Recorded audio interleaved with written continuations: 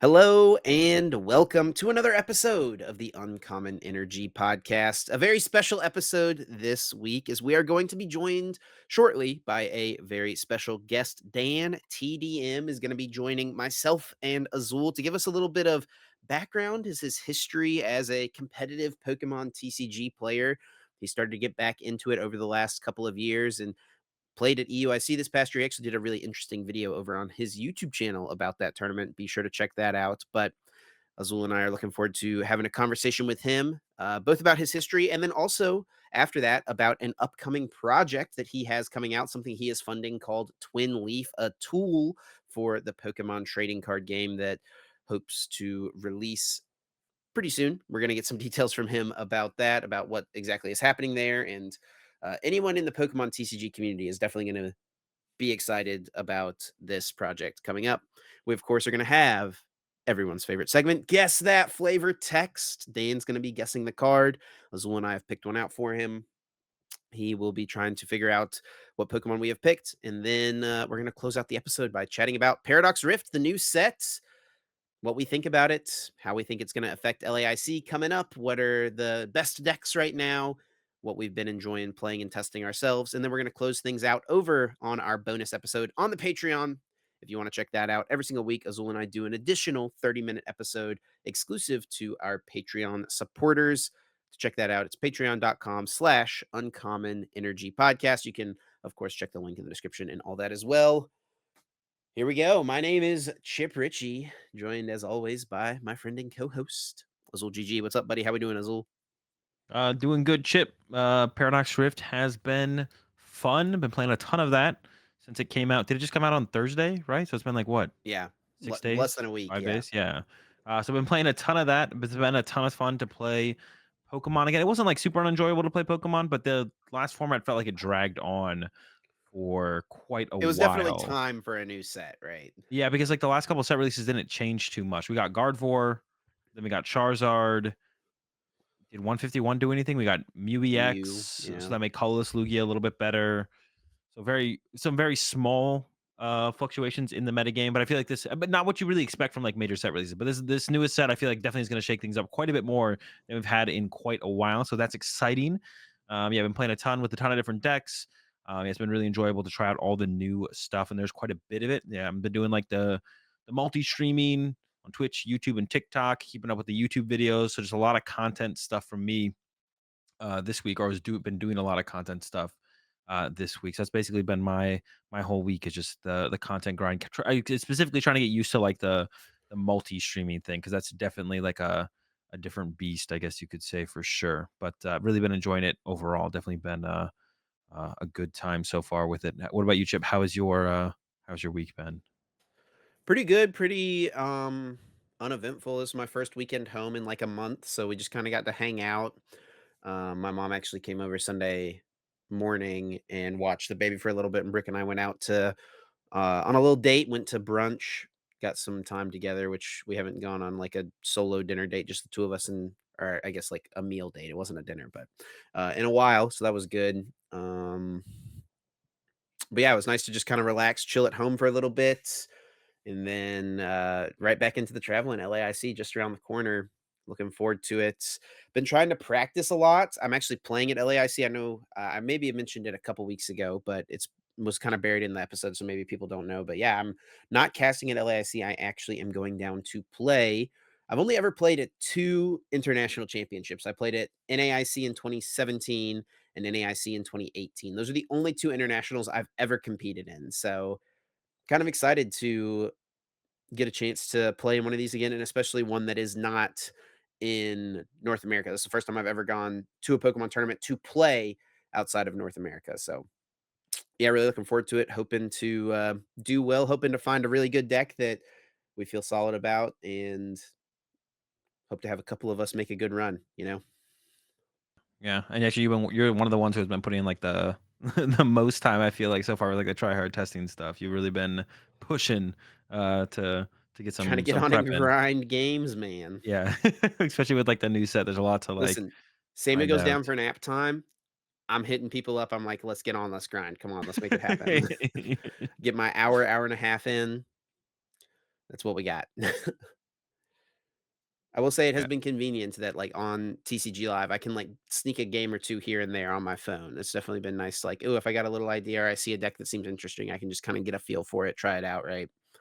That has Yeah. been a little Yeah. nice to have that flexibility, which I haven't, like, prepped for a tournament like this in a long time. So, yeah, looking forward to it. Hopefully, can have a decent run. We'll see what happens, though. Yeah, I'm excited for it as well. I'm unfortunately not gonna be able to get as much of the try hard testing side of things done as I would like, but I'm gonna try and get as many just games in general, Well, once we just get putting down time to in. Brazil, right? Of course, yeah, yeah, yeah. Once we actually get to Brazil, that'll be, 3, 4 days in a row. I think I get in on Tuesday. Um, I think Tuesday. Maybe it's Monday. I don't even remember, to be honest. Maybe it's late Monday. I think it's late Monday. I leave Monday morning from here. I think it's like late Monday by the time I get over there. I don't know. I could check my flight right now, to be honest. I'm actually kind of curious. But yeah, I That's get alright. I know I You're leave getting Monday. there at It's like some Monday point. or Tuesday. Yeah. I know I get there. That's for sure. Well, unless my flight gets canceled, but hopefully Knock on wood. not. Well, with all that being said, Azul, I'm super excited for this week's episode. Super cool of Dan to be willing to give some of Definitely. his time up to come on and chat with us. He's a busy guy. He's got a lot going on. He's got a family, got some pretty massive YouTube channels to keep up with. So, really excited to get to have this conversation with him. And with all that being said, let's welcome in Dan TDM. And we are joined now by a very special guest, over 28 million subscribers on YouTube, a titan of the YouTube space in the Minecraft world, but maybe got his start somewhere that people might not realize in the Pokemon world. And we're very excited now to be joined by Dan TDM. Dan, thank you so much for agreeing to do this with us, man. We're really excited for this episode.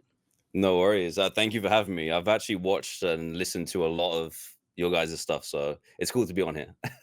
That's awesome to hear, man. We were super pumped to have you. So, yeah, we've brought you on today. We're going to talk about this upcoming project you have, Twin Leaf. But before we get into that, I'm sure many people would probably be interested to hear kind of your background in Pokemon, how this kind of, how you got started in Pokemon or, obviously you've become so successful just in YouTube in general, large part with Minecraft being such a successful game as well. Like, you Yeah. kind of, as that game has exploded, you've continued to explode and do really well and find success on YouTube. But kind of humbler beginnings, you could say, right? With a bit smaller of a competitive game, right? Not playing Minecraft, but playing Yeah. the Pokemon trading card game. So, Yes. people may know who Dan TDM is, but maybe tell the people who is Pokemon Dan level 47. 45. 45. 45. Oh, I messed it up. Yes, level 45. You know what? Everyone thinks that has a secret meaning, and it's not. It's just completely random. You just randomly picked 45. Yeah, I think I was playing the Game Boy version of the game, and I'm sure they have a little thing where they can add like a level as if you were in the actual game, like the regular Pokemon games. I'm sure that was my username in there, and I just like tacked that onto the YouTube name when I signed up for it. Ah. So unfortunately, no like secret lore there. Would be way cooler if there was some secret lore. It would be. I need to make something up. Yeah, we'll delete this part so nobody knows that you've gone back in and retconned the level 45. But yeah, tell Yeah. us about Pokemon Dan level 45, man. So, I didn't make the channel straight away. So obviously I got into the game. I'm trying to remember how I even got into it, but it was around the time of, I think, the Heart Gold Soul Silver expansion had just released. So there was the primes. There was Lantern for Alligator. I don't know which one that was. Yeah, yeah, Like yeah. Unleashed, Like maybe? Triumphant, I think. Triumphant. Yeah, that's it. So I came into the game around that time, and where I was living at the time, UK Nationals was literally like right round the corner from where me and my wife used to live. So, and that was a point where you could just go whenever you wanted to. There was no play points, no nothing like that, no qualification. You could just go straight there. So we rocked up with our, I think she played the Lantern for Alligator thing, because I think it had a rain dance kind of effect. It does, yeah. And then I had my favorite Pokemon is Gengar. So I had a Gengar deck and I started 3-0, but like not knowing what I was doing, but only because I had the one that had the coin flip, which would knock out the opponent's Pokemon if they knocked it out. I had Yeah, one yeah. copy of that and it did like crazy good in the first 3 rounds. Then it went downhill. So that's the one fainting spell. Yes. This is Yes. a Yeah. legendary card right here. Such a good card. But yeah, that won me like my first 3 games. I think it was best of 1 back then as well. So one good fainting spell or flip for me was game winning sometimes, even though I had like no idea what I was doing. So that's how we got into the game. And then I just got super into it from then. I was like on all the websites, it was forums back then. Mhm. There wasn't that much on YouTube either, but I loved making videos anyway. I always have done. And then I watched Jaywitz. So Yep. I loved what he did and the way that he uh approach the game, and I tried to use it as a way to learn the game myself, but also teach other people about it. So I was like, hey, I'm gonna give this a go and see what happens. And it actually did pretty well, I feel like. We had the poker class episodes, tabletop gameplay when I could do it. But this was like, when did I start that channel? 2010, so 13 years ago. Yeah, there you go. 2010, 13 years ago. And I think it's funny now looking back. I can't imagine when you were at the peak of Pokemon Dan level 45 that you had 119,000 No, no, subscribers. no. I So think is this as just like a lot of people finding it like with your current success, like going back yeah, and so watching they these old videos? yeah, trying to find, like, the first video, I guess, of what I ever uploaded, which is technically that. And then there High was quality right one here. oh god. Look at that background, Look man. at the quality. It's the cameras we had access to back in the day. Wow. Oh, man. That's a throwback. But yeah, that's what it is. Me and my wife love watching pack openings. So we used to watch people open like booster boxes. You could only upload like 10 minutes max on YouTube. So you had to split them into loads of parts as well. So we used to love watching those. Then we learned how to play the game. That's how we got into it. Then from nationals, just got addicted from there pretty much. And that's where I learned through doing the poker class and I used to do all the music, the graphics, literally everything. I learned everything I know now where I started from doing these Pokemon videos. And then I got a sponsor from Collector's Cash. Mhm. So they sponsored the beginning of the videos because they had a decent um viewership for the game's size at the time. And I was just able to fund trips and fund being able to buy the cards and stuff through this channel. So it worked out perfectly. It means I could it could self fund itself pretty much. So that's how Pokemon Down was born, inspired by Jay Witz. So big shout out to him for sure. Actually, were you like, so how many years did you play for then? For like, how competitive were you? Like, you said you went to like nationals. That first nationals was right around the corner, Yeah, and then you got into it after that. Were you super competitive after that, or in going to a yeah. bunch of So stuff in Europe, or? I did. We had like it was battle roads, cities, regionals, and the thing about in the UK at the time, the scene was really small. So you'd have all these people that would go worlds and do really well at worlds at every battle roads, at every cities, at every regionals. You just play the same like caliber of people. So the pool was small, like of players, but they were every single event was really competitive. So that was fun. I did do some European events as well. I did the Prague Cup. I did top 16 there, which was one of my best like performances. I remember that because I found my pet deck. My pet deck was Reshiram Typhlosion. That was my favorite deck of all time. Nice and simple, straight to the point. I knew what I Yeah. had to do every game. Yeah, there is the blue flame, Yep. blue Yeah, this flare. is it. This was That's such a it. good car. I mean, this was like a dominant force in like the 2011 timeframe, right? Azul. Yes, like just Yeah. before. I remember it struggled when Gothitelle came out. That was when it started to struggle. Yeah, like initially, but yeah, 130 HP was unheard of when this thing first came Yeah, out, and then doing 120 damage was insane. Like and you could Reshiram plus power Zekrom. it too to make 130. Yeah, yeah, yeah. Get Yeah. the one hit KOs on the Zekroms and stuff like that. That's really cool. Yes. Yeah, I'd say I didn't even. This is before I even played the game. Oh, Like, really? yeah, but I've like collect retro decks and stuff now. So I've gone Mhm. back and like I have a Reshifusion deck built and have like played these formats. But yeah, I didn't start playing until I started playing like 2015. So you've been Nice. around you've like been around the game for like a lot longer than many of the people who like even play the game today. You know, like That's crazy. I talk to people at tournaments and stuff now, and they're like, "Oh yeah, I started playing when like Pikachu Zekrom came out," and I'm like, "Oh yeah, so not that long ago." And then I realized That was what, 2018? So that's Yeah. 5 years ago now. Like that's kind of a long time ago at this point. Yeah. Yeah, it's crazy how long we played this game. But yeah, I remember that was my favorite deck of all time. Did really well with it at Prague. Um, I moved on to was SP must have been before this then, wouldn't it? Mhm. Yeah. Yeah, so I played that. I think I top 16 UK nationals with that as well, like the classic Lux Trump kind of build. I played that for a long time.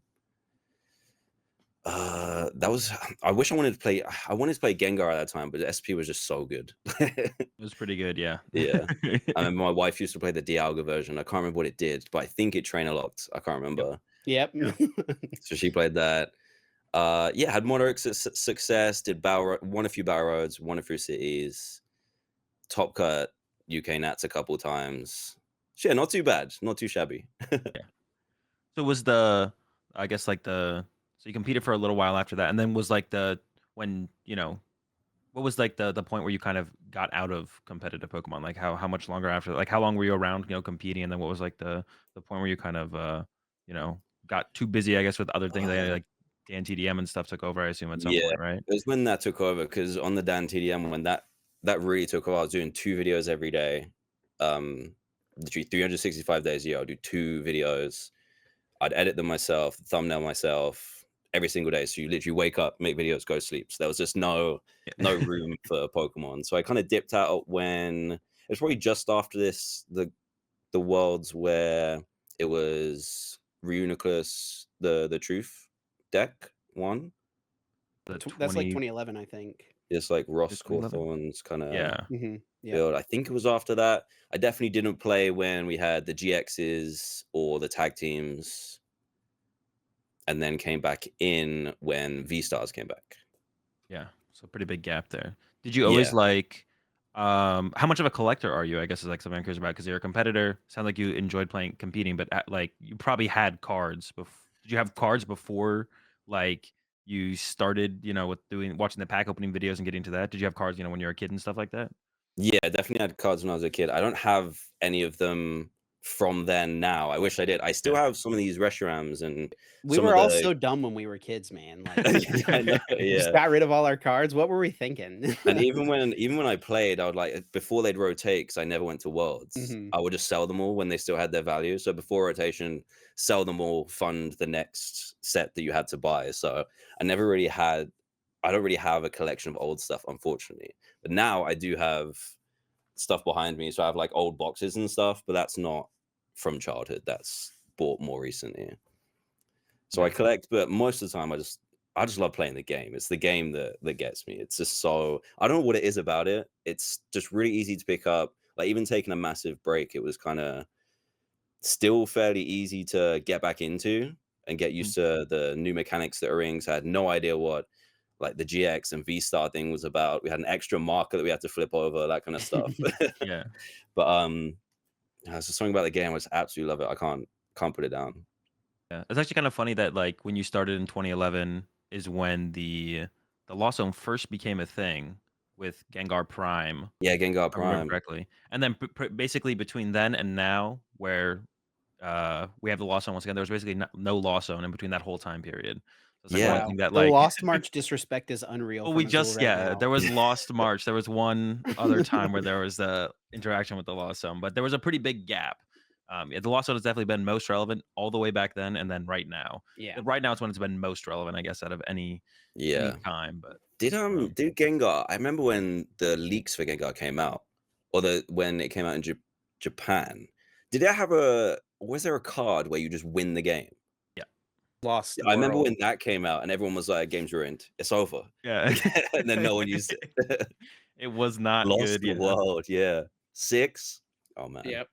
And you might be shocked to I mean, I guess you're kind of in it now, so you probably see, like, similar reactions still happen. New Oh, for broken sure, card comes yeah. out, and people are like, "The game is over. No one is gonna play anymore. This game is Yeah, like, this card is too broken."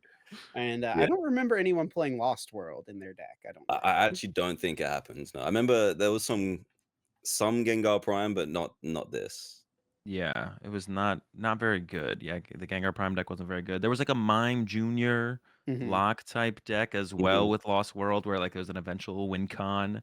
I remember there was like a Pokey dad in my area who played back then who like only played the Mime Junior deck, and he was like pretty good. He was like good. If he picked up a good deck, he would do well, but he always liked playing the Mimi stuff, and he did like the Mime Junior type deck. Um,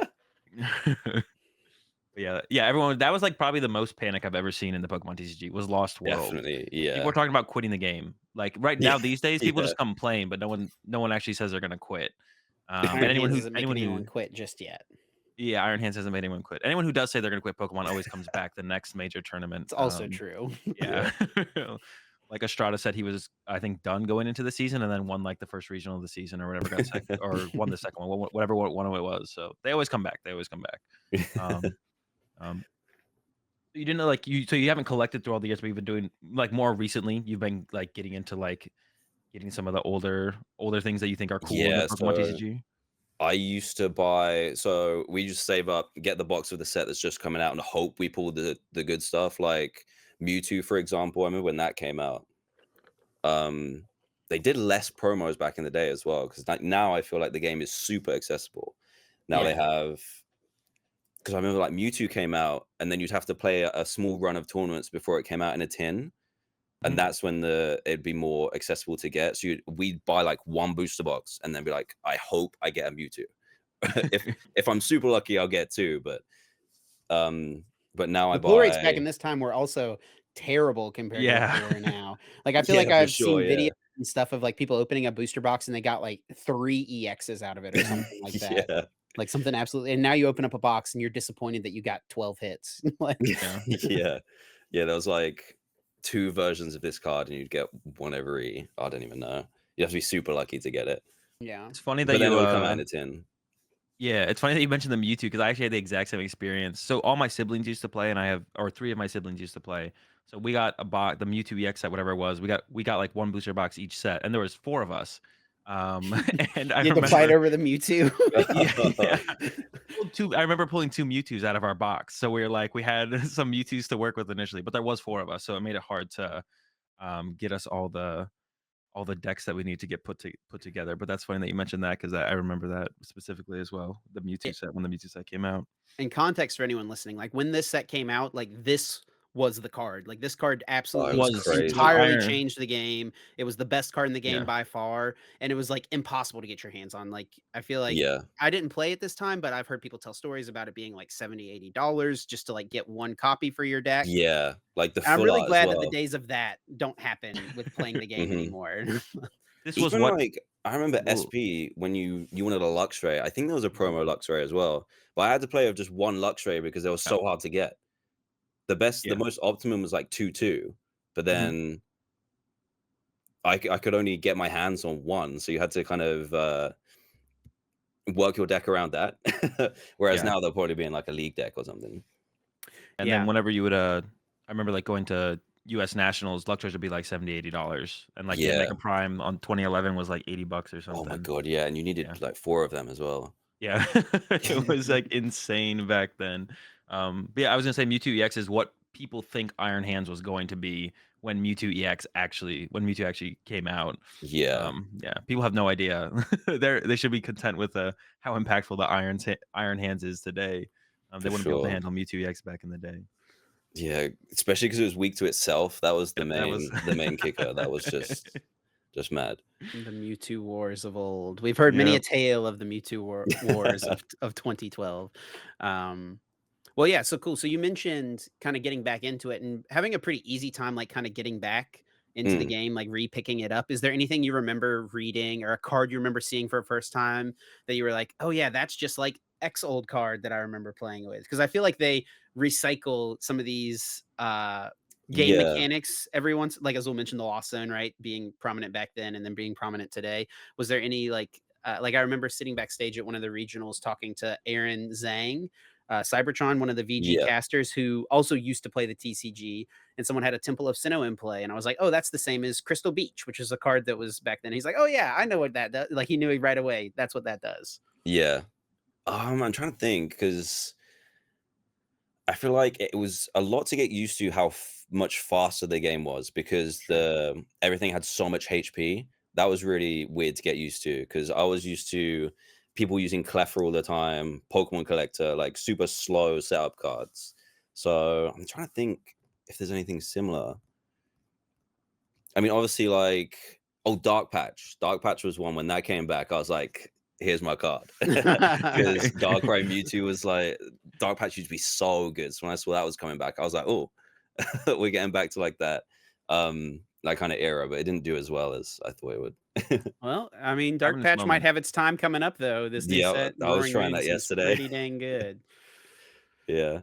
But no, apart from that, it was more seeing the cards, specifically stuff like Arceus V-Star, where you can just pluck two out of the deck. Um, it's more getting used to the power that these cards had now compared to uh Flash Impact for 60 kind of thing. Yeah.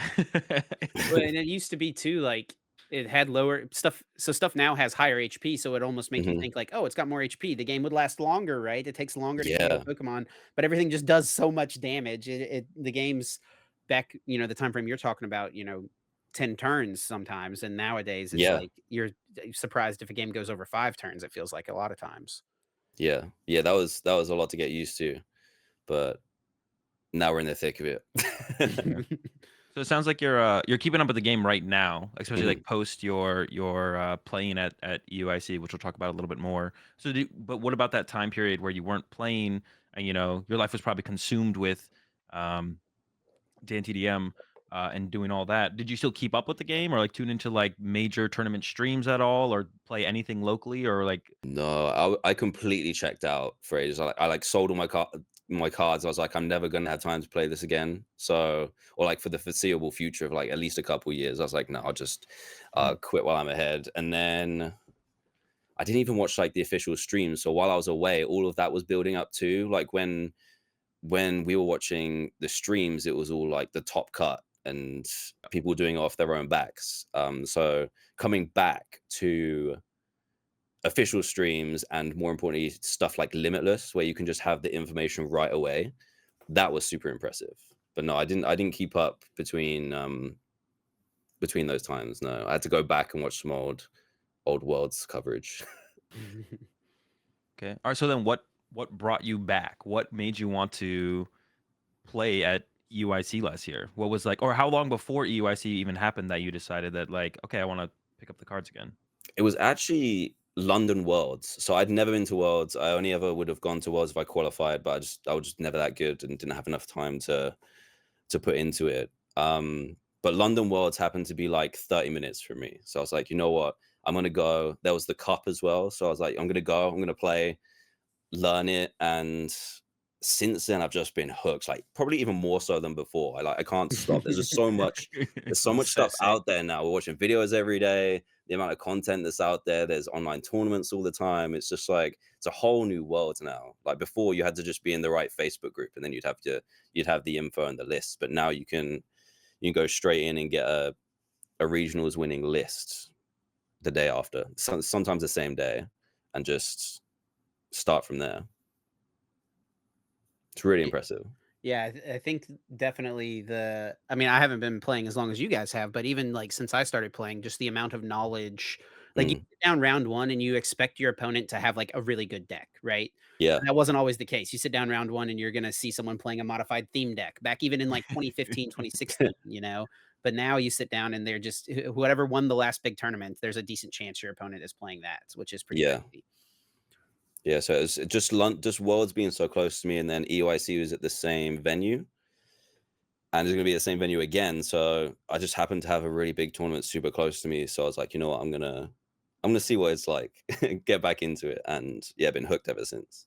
So going to that Worlds in 2022 in London, I mean, you competed at UK Nationals in the past. Mm, What was that like for you walking into the room and just seeing like the stark difference between where the game was back then and then just what the production level of like, the whole like that whole area, the Excel Center, right, is just like decked out yeah. with Pokemon stuff. Was that the first World since COVID? Is that right? It was, yeah. Yeah, so I kind of saw the production value of the previous Worlds, but that was maybe 3 years before. So when I 2019. walked into that, that hall, and they had the stage up there, the lights, just like even just the quality of the stream and stuff watching from home. Um, the day before I went, I was just like, this is unreal. I think UK Nationals was like 100 players max, and that was the biggest tournament of the year. So yeah, it blew my mind, especially even just playing in the cup, which is technically a side event. It was huge. You had to split it into 2 flights. It was like I couldn't believe how big the game had grown. It's nuts. Yeah, definitely has come a long way. So then, did you so then you went to London Worlds, and then was your plan to? Did you have any plan to like play the game immediately after that, and or was it only when EUIC was coming around you're like, okay, now that there's this big event here, there's no reason for me not to try and compete in it? Yeah, pretty much that. And I was like, oh, if I've got the grasp of the rules, and like I've watched countless hours of like the live streams and stuff. So I picked up the strategies, what's supposed to be in certain decks, what the best decks are, and then like I said, Limitless, and then getting into TCG Live as well. Um, I was able to practice without having to go to local events too, which is the was super helpful.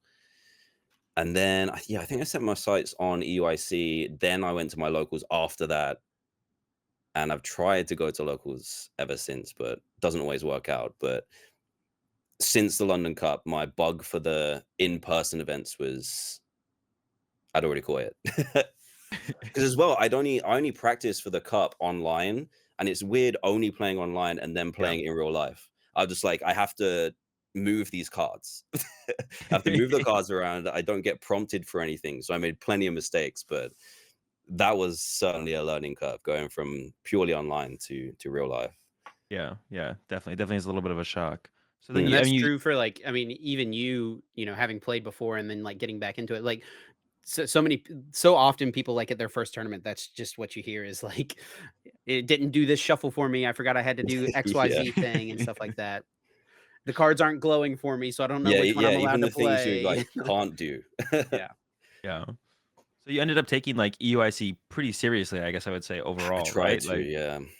You yeah, got you got coaching, like, I watched your video, you got coaching from, like, some of the best players in the game trying to Yeah, help you get super ready for lucky, that. like, I just had this idea for a video, as like, documentary style from going to, like from where I came from before up to EYC. I only had, like, 3 weeks as well, and then I reached out on Twitter, and so many people replied, like, all these top players, like Rahul, loads of people that didn't get into the video either just because I didn't have time, but I ended up spending some time with Tord, um, James, Ian, like, these people were top players, so I'm super grateful for their time.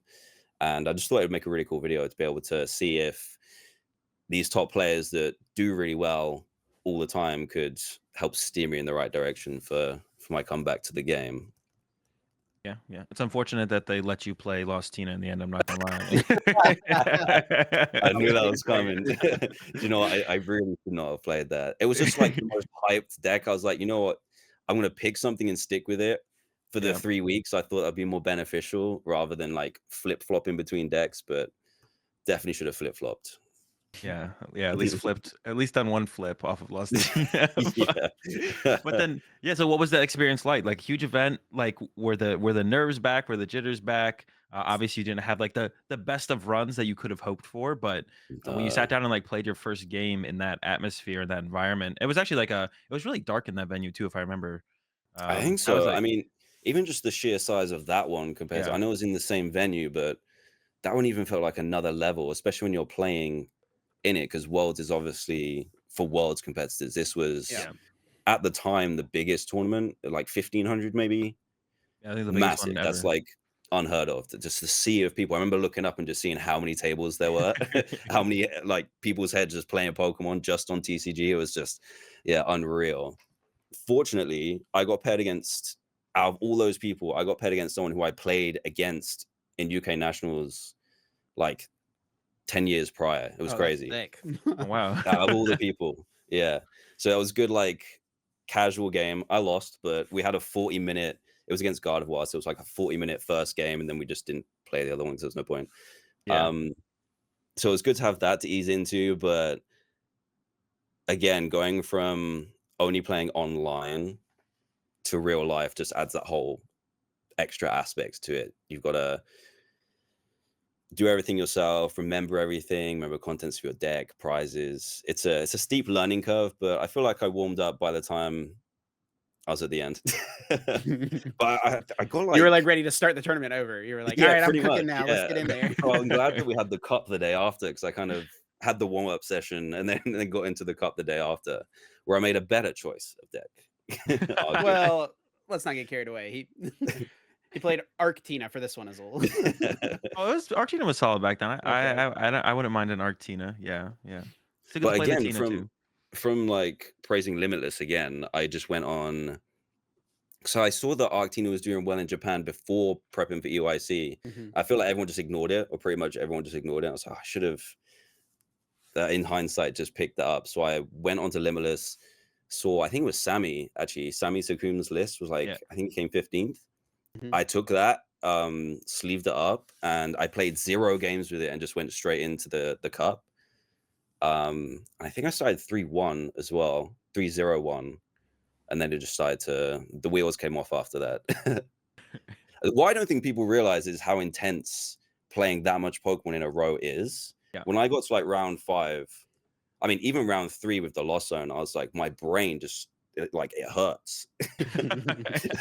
There's so much to keep track of, especially for the Lost Zone. So like playing, like hats off to you guys who go all the way through 2 days, all the way to like the top cuts, top 8s, top 4s, and finals. That takes stamina. Yeah. Yeah, I think that is definitely for people who haven't been to their first tournament yet. Once they realize how much Pokemon they're playing and how much harder Yes. they're trying to think, right? Because they're trying to win. You play a game Mhm. on PTCG Live Ladder, you make a couple mistakes, you're like, this is fine. You don't thoroughly check your prize cards, who cares, right? But then when you're like, sit down, you're like, well, I don't want to misplay here. I don't want to mess up. So you're like trying to put Mhm. that extra effort in, and then doing that game after game, round after round, it definitely adds up. It's definitely something like getting through that first experience of it definitely makes a big difference, especially like to back in the day, like my first regionals in the Masters division, 7 rounds, best of 1. Like it was like Mm. no, not that much time at all. But now Yep. you're doing 9 rounds, best 2 out of 3. The wait times between rounds are longer than they used to be as well. Like it's you're committing like a very much a full day of thinking to the tournament for sure. Yeah. Definitely a lot Yeah, more. definitely.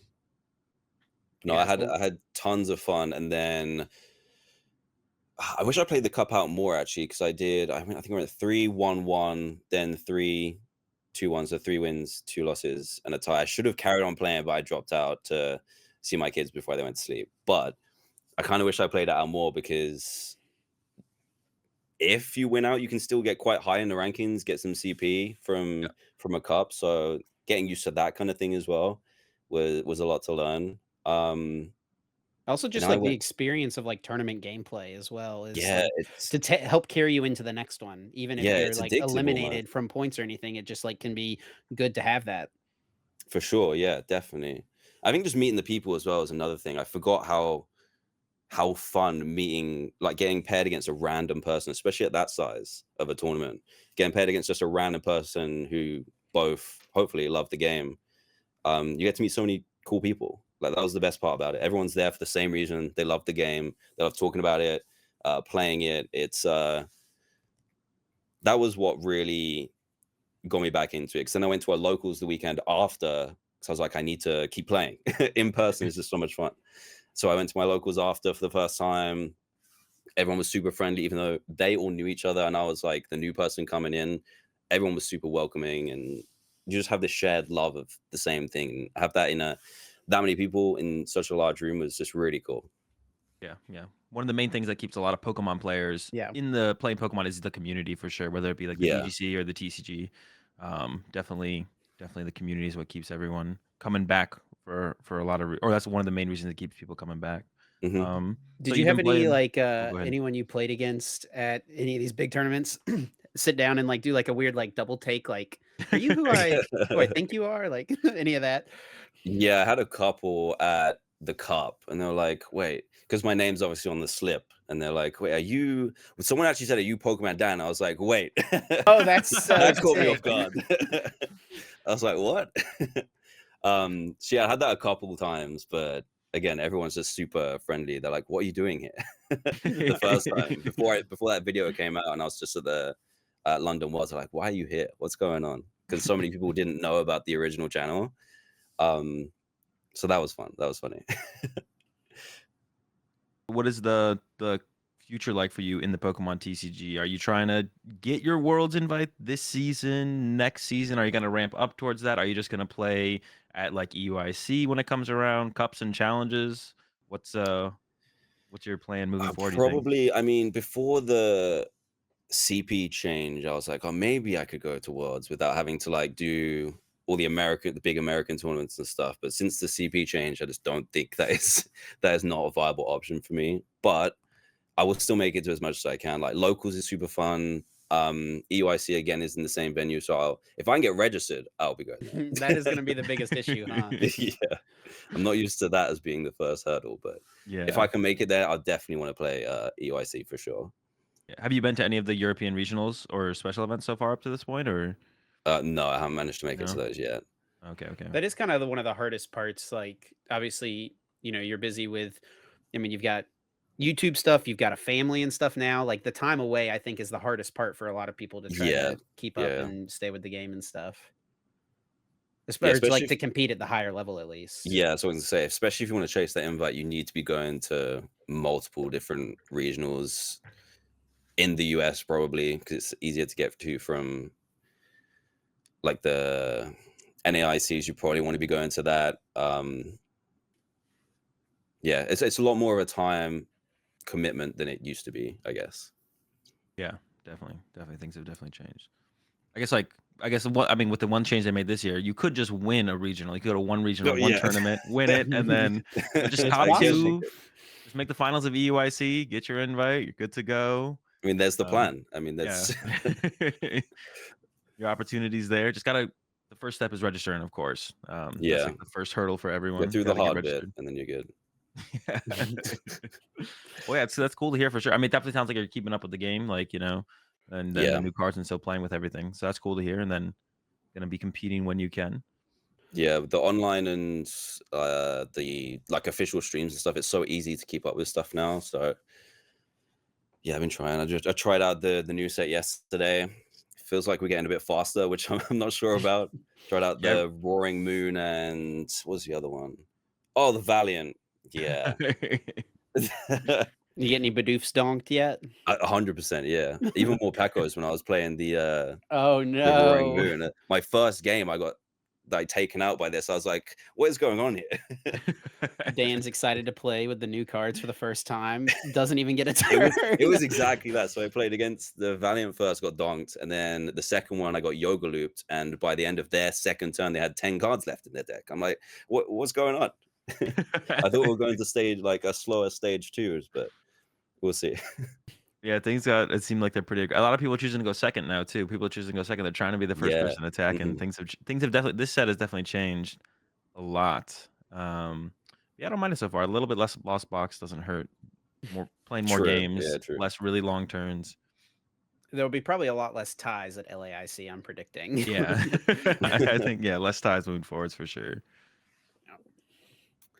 Well, one thing I wanted to ask too, I mean, we've kind of gotten away from the YouTube side of stuff and we've talked Hmm. mostly about Pokemon, but one thing I actually had a friend of Azul and mine, Alex Hill, he was someone who's played the game for a long, long time. And I remember I'm in like a group chat with him and I remember whenever you said you were playing at EUIC, he was like, guys, Pokemon Dan is playing at EUIC. He's like an OG fan. And so I asked That's him when we cool. had this lined up, I was like, if there was something you could ask Dan, Pokemon Dan, what's something that you would maybe want to hear from him? And one of the things he was curious about was like, what's something that you learned from the Pokemon YouTube channel that helped you like find a lot of success later on once you moved on to the DanTDM? Um, Probably like most boringly, probably like all the technical stuff, like how to edit. So I started in my first videos were in PowerPoint because it was kind of like it was like a presentation, like setting out a deck list you could export as a movie if you timed everything correctly.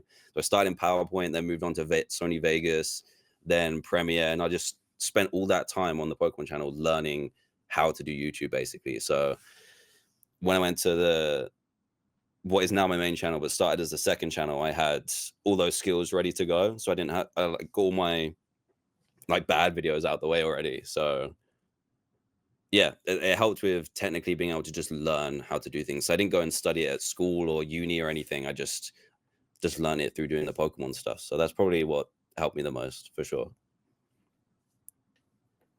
Cool, cool. Well, Azul, you got anything else on this section? If not, we can move on to one of the reasons we brought you on was to talk about kind of an exciting project. Azul, you got anything else? Yes. No, yeah, we can go ahead and jump into it. Yeah, so you put this out on Twitter a few months ago. I guess like maybe we could start with what kind of prompted this, but for anyone who doesn't know, back in what was this in June, you tweeted out and said, "Does anyone that follows me know how or what it would take to create an in-browser Pokemon TCG sim like the one on Limitless, but with two players, or what Play TCG underscore me was back in the day? Basically, what Yu-Gi-Oh has with Dueling Book for Pokemon. I want to Mhm. make it slash fund it. Let me know." Where did this come from? This came from there were some troubles with playing online efficiently. So I remember back in the day, PTCGO, rest in peace, was available, but people would still play on Play TCG just because you had all the cards ready to go. It was way quicker as well. You could like start games, restart games. You could keep track of everything. You could take your time. It was just a really good tool rather than a game, like live. And yeah, that's it. 11 years ago. So it's not the best looking thing, but it's so functional. Everyone used it. This was to the point where you like they're playing. What are they playing there? Trying to figure out what card it is, but you had to physically drag every card Yep. from your deck and sort it out, shuffle it. But people used to use it because it was so efficient as a way of testing. You'd get the ability to play with new cards early as well, which is a big thing. I think when things are announced in Japan and we get them later, there's no way to play with them and test them online. So I thought, hey, why don't we basically rebirth Play TCG and see if that's of interest to people? And it turns out it is. Mhm. Yeah, I mean, and it's something that kind of exists today. You talked about Limitless Tabletop in what Yeah. you mentioned as well here. And a lot of people do, I think, use this still because, like you said, you can play with the new cards early and you can Hmm. kind of just play a little bit quicker than on live. Also, live, of course, is got its own series of problems that, anyone who's listened to this podcast before has definitely heard Azul and I give our fair share of opinions on. But yeah, I mean, it's pretty common that people, when testing, will just use this and screen share with two people back and forth. So sounds like Yeah. you're trying to like your hope was to have something similar to this, more similar to play TCG me back in the day, where Yeah. you could see your opponent's table. You don't have to like screen share or whatever, anything like that. Yeah. Because I think at the time, a lot of people were using the two screen limitless with sharing a screen on Discord. It was a really strange way to do it, but people were still preferring to do that because it was easier and quicker to do. So I thought, hey, why don't we try and make that? Because people obviously will use it. And I think as well, I was talking because I had the coaching for EYC.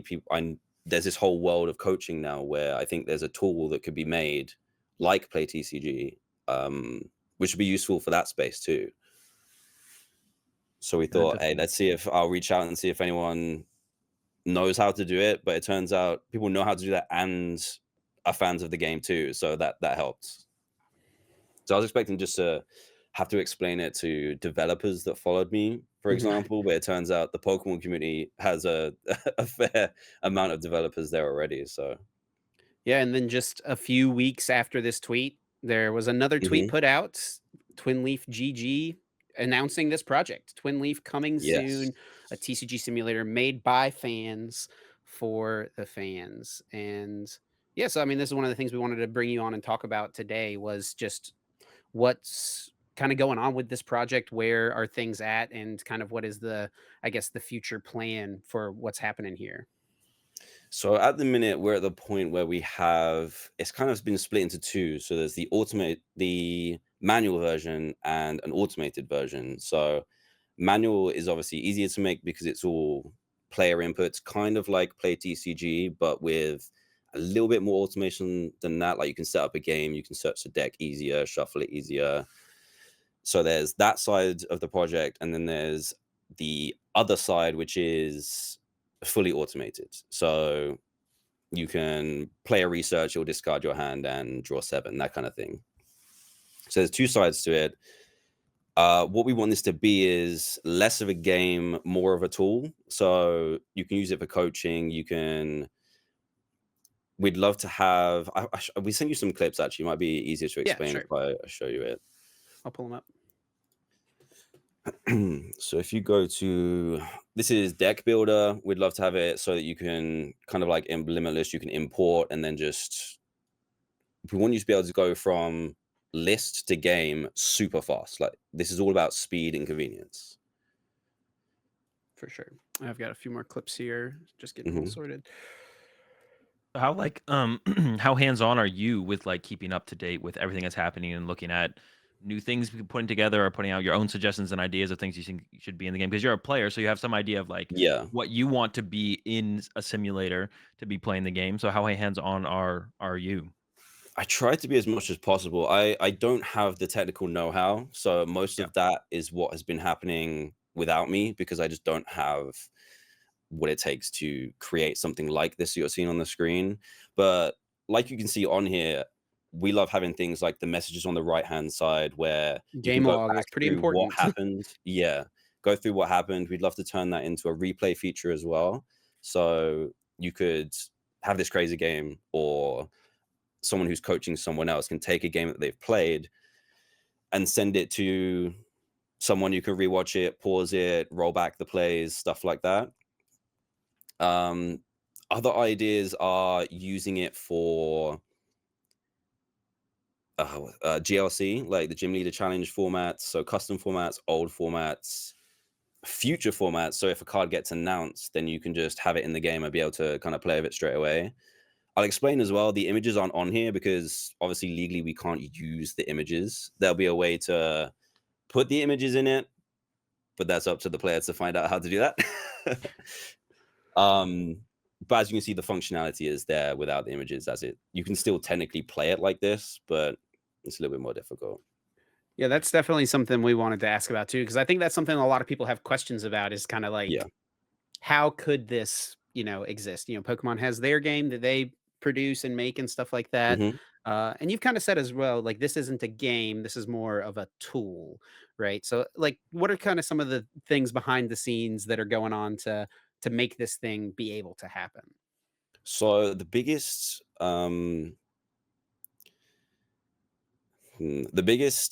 issue we've had is the legal side. 'Cause obviously, I work with Pokemon already. I've worked on them for their games, for TCG before, so they know of me. So when I announced this, they got in contact. So legally, behind the scenes, there's been backwards and forwards, which has sucked a lot of time away from being able to announce stuff. So this is as far as we've got with announcing something. And obviously, we don't want to replace live or compete with that. We want to provide something that has a different functionality. Like I said, this is a tool, not a game. This is how we can test super easy. This is for the, I don't know, like top 10% of players. We have people that want to take this game super seriously, do coaching, but also do the fun stuff too. Like I always think when someone proposes something online, like, I don't know, a new mulligan system where you draw 12 cards at the start of the game, choose 7 and put the rest back in. It'd be cool to just have like a tournament run in that format and see if it actually works. I think that would be fun. But and something like this that's way more sandbox style, you'll be able to do that. Or having, I saw a suggestion once where you could have, instead of prize cards, you could have prize tokens. So you still need to take prize cards, but they're in your deck, if that makes sense. Yeah. So you like take 6 points rather than 6 physical prize cards. I think that could be a fun thing to do as well. Do like custom formats, try out things that the Pokemon community have ideas around for the game and see if they actually work or whether it's just theory. That would be a cool thing to do with the program. Like I said, GLC is massive, so I think they're gonna love this. But yeah, there's been a lot of things behind the scenes to make it happen, and hopefully we'll have something to show you soon. Hopefully. Yeah. not trying to step on any toes, it sounds like, for sure, and you're just trying to just Oh keep you yeah, just we want it to we don't want be. to do that. Yeah, Yeah, yeah. You're trying to keep it just you just want a new way for people who like playing the Pokemon TCG to flexibly play the Pokemon TCG as flexibly as you possibly can, right? Just to be able to yeah, do anything. So like anything you could do with physical cards, but not everyone has the time or people to play with constantly physically. So being able to do anything you could do with physical cards, do that online in the tool that is Twin Leaf. yeah. Exactly. Just a super fast, efficient way to play, and get the most out of your time for testing, rather than um, taking all the fancy stuff out and having all the practical stuff in. Hmm. Mhm. Yeah. I mean, that sounds really cool. That sounds like a great place for it to be headed, and definitely sounds like, oh well. Hopefully, it is feasible. Moving forward, and there's not Yeah, any problems in it, and it happens. In the future, or it comes out very cleanly in the future. I guess I should say. yeah. Me too. I mean, like, the one thing that people always reference with this when like people were talking about, this versus PTCG Live. How does Pokemon feel about that? And the people are like, well, Showdown exists for the VGC, and it's existed for Yes. forever. So like, And I would they argue that definitely. has more Yep. IP issues Oh, yeah, than yeah. ours. Yeah, they've got a lot. I feel like maybe this like, they would be scared of the community backlash because it would be pretty big. I Part of me feels like don't know. that's a a big part of why Showdown is out here still, Mm, Yeah. but I don't know, obviously just speculation. for sure. And like Showdown's a good example actually. Like this is stripping everything back. You can just paste a team straight in, rather than like you could do this in the game, like the actual Switch game, but it'll take you so much longer. Whereas people Yeah. just want to find out if something works and use it straight away. If it doesn't work, scrap it and move on to the next thing. And that was kind of the inspiration behind it as well. Like Pokemon Showdown does what we would love to do, but in the TCG world instead. And I think as well, from the clips we've shown, that's the most we've shown nothing to this date. So that hopefully will put some just a better idea behind, or give people a better idea of what it's going to look like and how it's going to operate. Hopefully. Is there a timeline? At least like a goal of a timeline for like maybe a roadmap of, it sounds like you've got 2 versions, right, of Yeah. when one or the So other may come first or what the plan manual is will there. definitely become first, just because there's way less work involved in that. With automated, you literally have to create a system where you can add new cards and have them interact in a way that works, but that involves going over every single card basically. Mhm. And if we want to do stuff like GLC automated, that's every single card. Or Yeah, like retro retro formats. formats, and then you have, Yeah, like, different rules depending on what year people are playing and exactly. stuff as well. And the weirdest interactions sometimes between cards that are super new and then super old. So manual will definitely come first. And to be honest, I think people will use that too. Like even though you have to do stuff manually, with shortcuts and stuff, you can get it working really, really quickly. I think we're almost there. We're more getting to the point where like the technical side comes in for hosting servers, making sure it works, because you don't want to launch something and then it like breaks day one. That would be awful. So we're close. We're Close. close. Sure. Is there plans for any sort of, like, we've compared it to Showdown already, any sort of, like, ranking type system, to queue into random players as well, or do you have to queue, like, for even, like, the manual thing, Mhm. queue into, specific people that you already are planning to work with? We would love to. I just again would not want to step on any toes. I think having a rank system would be really cool.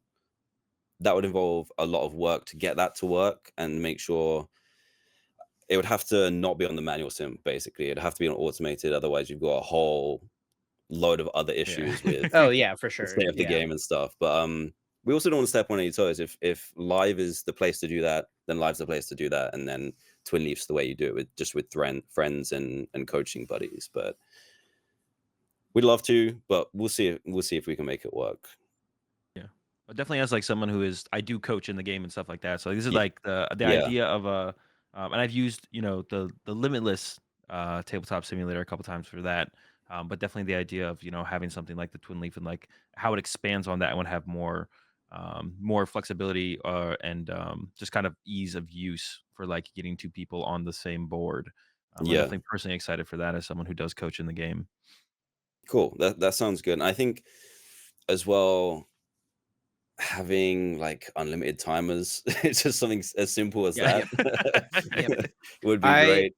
I coach currently a few kids, and I do not use TCG Live for it because of Mm, the time, specifically because of the timer. Uh, yeah, because sometimes we will spend 5 minutes talking about one mhm, opening hand and, like, how to exactly. Yeah. navigate the entire turn, and you just cannot do that on TCG Mhm. Live. And as well, when it comes to like, we never want it to be this versus TCG Live. Like, if we launch Twin Leaf, it has good ideas, and then they're proven to be good ones that the players enjoy. If that then gets added to live, and then we become redundant, then that's cool. We've kind of done what uh that's fine. That's exactly what we'd love to happen, to Yeah. improve on what the players want, basically. But yeah, I think something like this tailored for more coaches, like being able to undo plays or Mhm. rewind even like 2 turns ago, so you can like play out a different scenario would be so cool. Yeah, that'd be And definitely the sick. replay feature for sure is one I'm really excited about. Yeah, really cool. I mean, yeah, it sounds like, you know, you've kinda got a good plan as far as, like, how to navigate it. I mean, it's obviously, like, there's some, we talked about the legal stuff a little bit. There's, like, Yeah, some steps that have to be taken to make it happen, but it sounds like, you've all those things have been looked at very carefully already. yeah, we're trying our best. We wanna grow the game. Like we said, not step on toes. We want to help to grow the game and make it even bigger than, even though it's huge now, just have it more accessible to more people would be awesome. Yeah. That's super cool to hear. I'm sure a lot of people are excited for. I think one thing people are missing right now on PTCG Live is old formats and like Yeah. yeah, GLC players specifically. I don't really have anywhere to like Yeah. play GLC right now. It's like a big thing for that. Yeah, so I'm Hmm. sure a lot of people are excited for that to have like a really nice clean simulator to like play the retro stuff. 'Cause I don't know where people are playing right. There's still. I know Jason sometimes has like 1. retro tournament on one. Is that what it is? Yeah, TCG it's still one. on TCG Yeah. One, man. I Oh cannot yeah. stand playing on TCG One. It's like playing Pokemon on an Excel sheet. But it We'll works for, aim a little what bit they're higher trying than to that, do. hopefully. Yeah, sure. But as well, I think, yeah, going back to old formats, and I mentioned going forwards as well. So we get these cards maybe whenever Japan gets them before us. It used to be a few months, but now it's probably like a month or so. When one's Mhm. released, you can just, with the manual one more specifically, because it's all player controlled, you can just put that straight into the game and you have it ready to go pretty much from when it's announced. So I think that'd be cool as well. Yeah. Definitely cool. Definitely. Well, as we finish talking about it, is there any, like, you know, a lot of people obviously are excited about this, looking forward to its eventual release. Those people in the community who are looking forward to playing with this, is there anything you would want to say to people as they wait for it? Um, I would say thanks for your patience. I know it's been a while, but we had definitely some roadblocks that took a couple months probably to sort out before we even started. Like we started pause development while we sorted out the important stuff, and then started again more recently. So there's been a big gap where we pretty much haven't been able to do anything. So thanks to your patience, it will be really cool. And I hope some of the ideas I've laid out today, like the custom rules, we'd love to have like some tournaments on this thing as well. Maybe even like an invitational to test it with players like yourselves. Would be great. So yeah, exciting things. You have some good plans for it. And hopefully it all comes together. Yeah. But yeah, the support for it in general, just from the announcement, was crazy. So thank you. That's awesome, man. Yeah, we're super excited to see where it goes, and I'm sure many people as well are really, really looking forward to it. Cool. We need to take a second here, real quick, to give a huge thanks to Dragon Shield for being a sponsor of the Uncommon Energy podcast. Of course, Dragon Shield makes some of the best card gaming and tabletop gaming products and accessories on the market, including sleeves, binders, deck boxes, and so much more. Huge shout out to them. I just got the restock heading into the rest of the season and specifically I guess for LAIC. So all set, all ready to go, ready to be rocking Dragon Shields for the rest of the season. Um, yeah. And shout out to them as always. You can always check them out at dragonshield dot dot com slash US EU Nope. or Nope. US dot web Slash web shop shop. Yeah. slash web shop. Bro. US or EU, depending where you're located. Um, And of course, they're available literally everywhere else, local game stores, big box retailers. You can find them literally anywhere. Shout out to Dragon Shell as always, for sure. Yeah, thanks a bunch for their continued support. And now, before we get you out of here, it wouldn't be an episode of the Uncommon Energy podcast if we It didn't wouldn't. have Guess That Flavor Text. Of course, the segment each week where either Azul or I will pick a card, read off the flavor text from it, and have the other host try to guess what that card is. But with a special guest this week, Azul and I have picked out a card for you to Oh, try to okay. guess, Dan. And we Oh would love to. no. We've had two other guests in the past. Andrew Mahone got 0 points. Oh Joe really? I Bernard thought got his 2 points. Joe Bernard got two okay. points. So we'll see if you can beat that. No pressure. So the way it works as well for anyone listening, we pick the card, read the flavor text, and then whoever's guessing gets the opportunity to guess what that Pokemon is. And if you get it right without using any lifelines, you get 4 points. And then we have 3 different lifelines you can use. And for each lifeline you do choose to use, you lose a point. And the lifelines are what set the card is from, what stage the card is, and read an attack name. Going into it, Dan, is there any lifeline that you feel like would be more or less helpful to you potentially? I know Azul always talks about how the set is like I was totally just about to useless for say the him. set would be a useless one for me, I think. Yeah, Okay. that would not offer anything. I think attack's probably gonna be a good one, but sometimes when I've watched episodes of yours, the attack does not help. It does the opposite. So who knows? Let's see. Hopefully it's not from the gap that I took in All right, playing. Azul, go ahead and give it to him. All right. Flavor text is the antenna on its head captures radio waves from the world of spirits that command it to take people there. To take people to the spirit world. Wow. Okay, antenna's a good one. A good clue. Antenna. Pokemon Trying to gets a think. lot darker when you read the flavor text. It's Yeah, like for sure. I mean, when you said antenna, I thought bug, but then taking you to the spirit world's more ghost. Two are coming to mind. I've got Ledian. I'm pretty sure it has antenna. And Venonat definitely has antenna. I Well, the remember what lifelines Ledian looks again. like. There's attack name, Yeah, set. set the card is from, what stage the card is, so basic stage 1, stage 2, and Okay, then read an attack name. let's go. I'm gonna have to use lifeline for sure. The stage. It is a stage 2.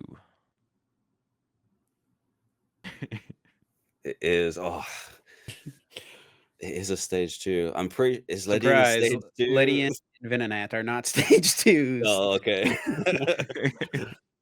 A stage two of antenna. I'm trying to think of what ghost Pokemon has an antenna. This is a tough one. This is a really tough one. Yeah.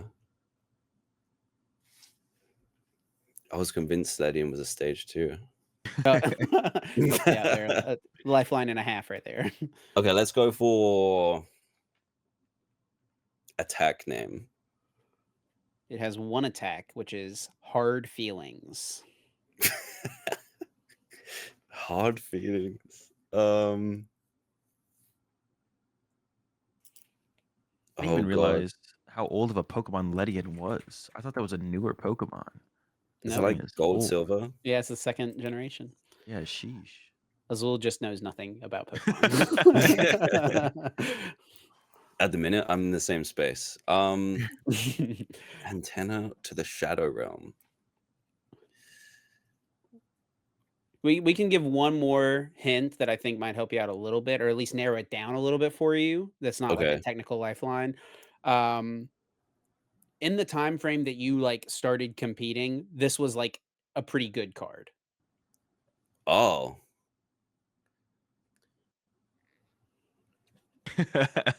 Oh wait. I'm gonna say Gothitelle Mm, is coming to mind. Does it? It has something on its head. Something. we're locking it in. That's the only one I can think of that would have some kind of ability to send you off the earth into the Shadow Realm. I'm gonna have to lock in Gothitelle. It is It's not No. Gothitelle, but honestly, super solid guess, super solid guess. Yeah, the yeah. antenna is definitely a little bit of bait with this one, I would say. Is I it? don't Oh really no. think of this Pokemon with antenna. We'll give the last lifeline for anyone else who's listening who's trying to guess. It is from Diamond and Pearl base set in the Pokemon. It's not like Mm, Uxie, Azelf, or it's one of not, those, is it? No.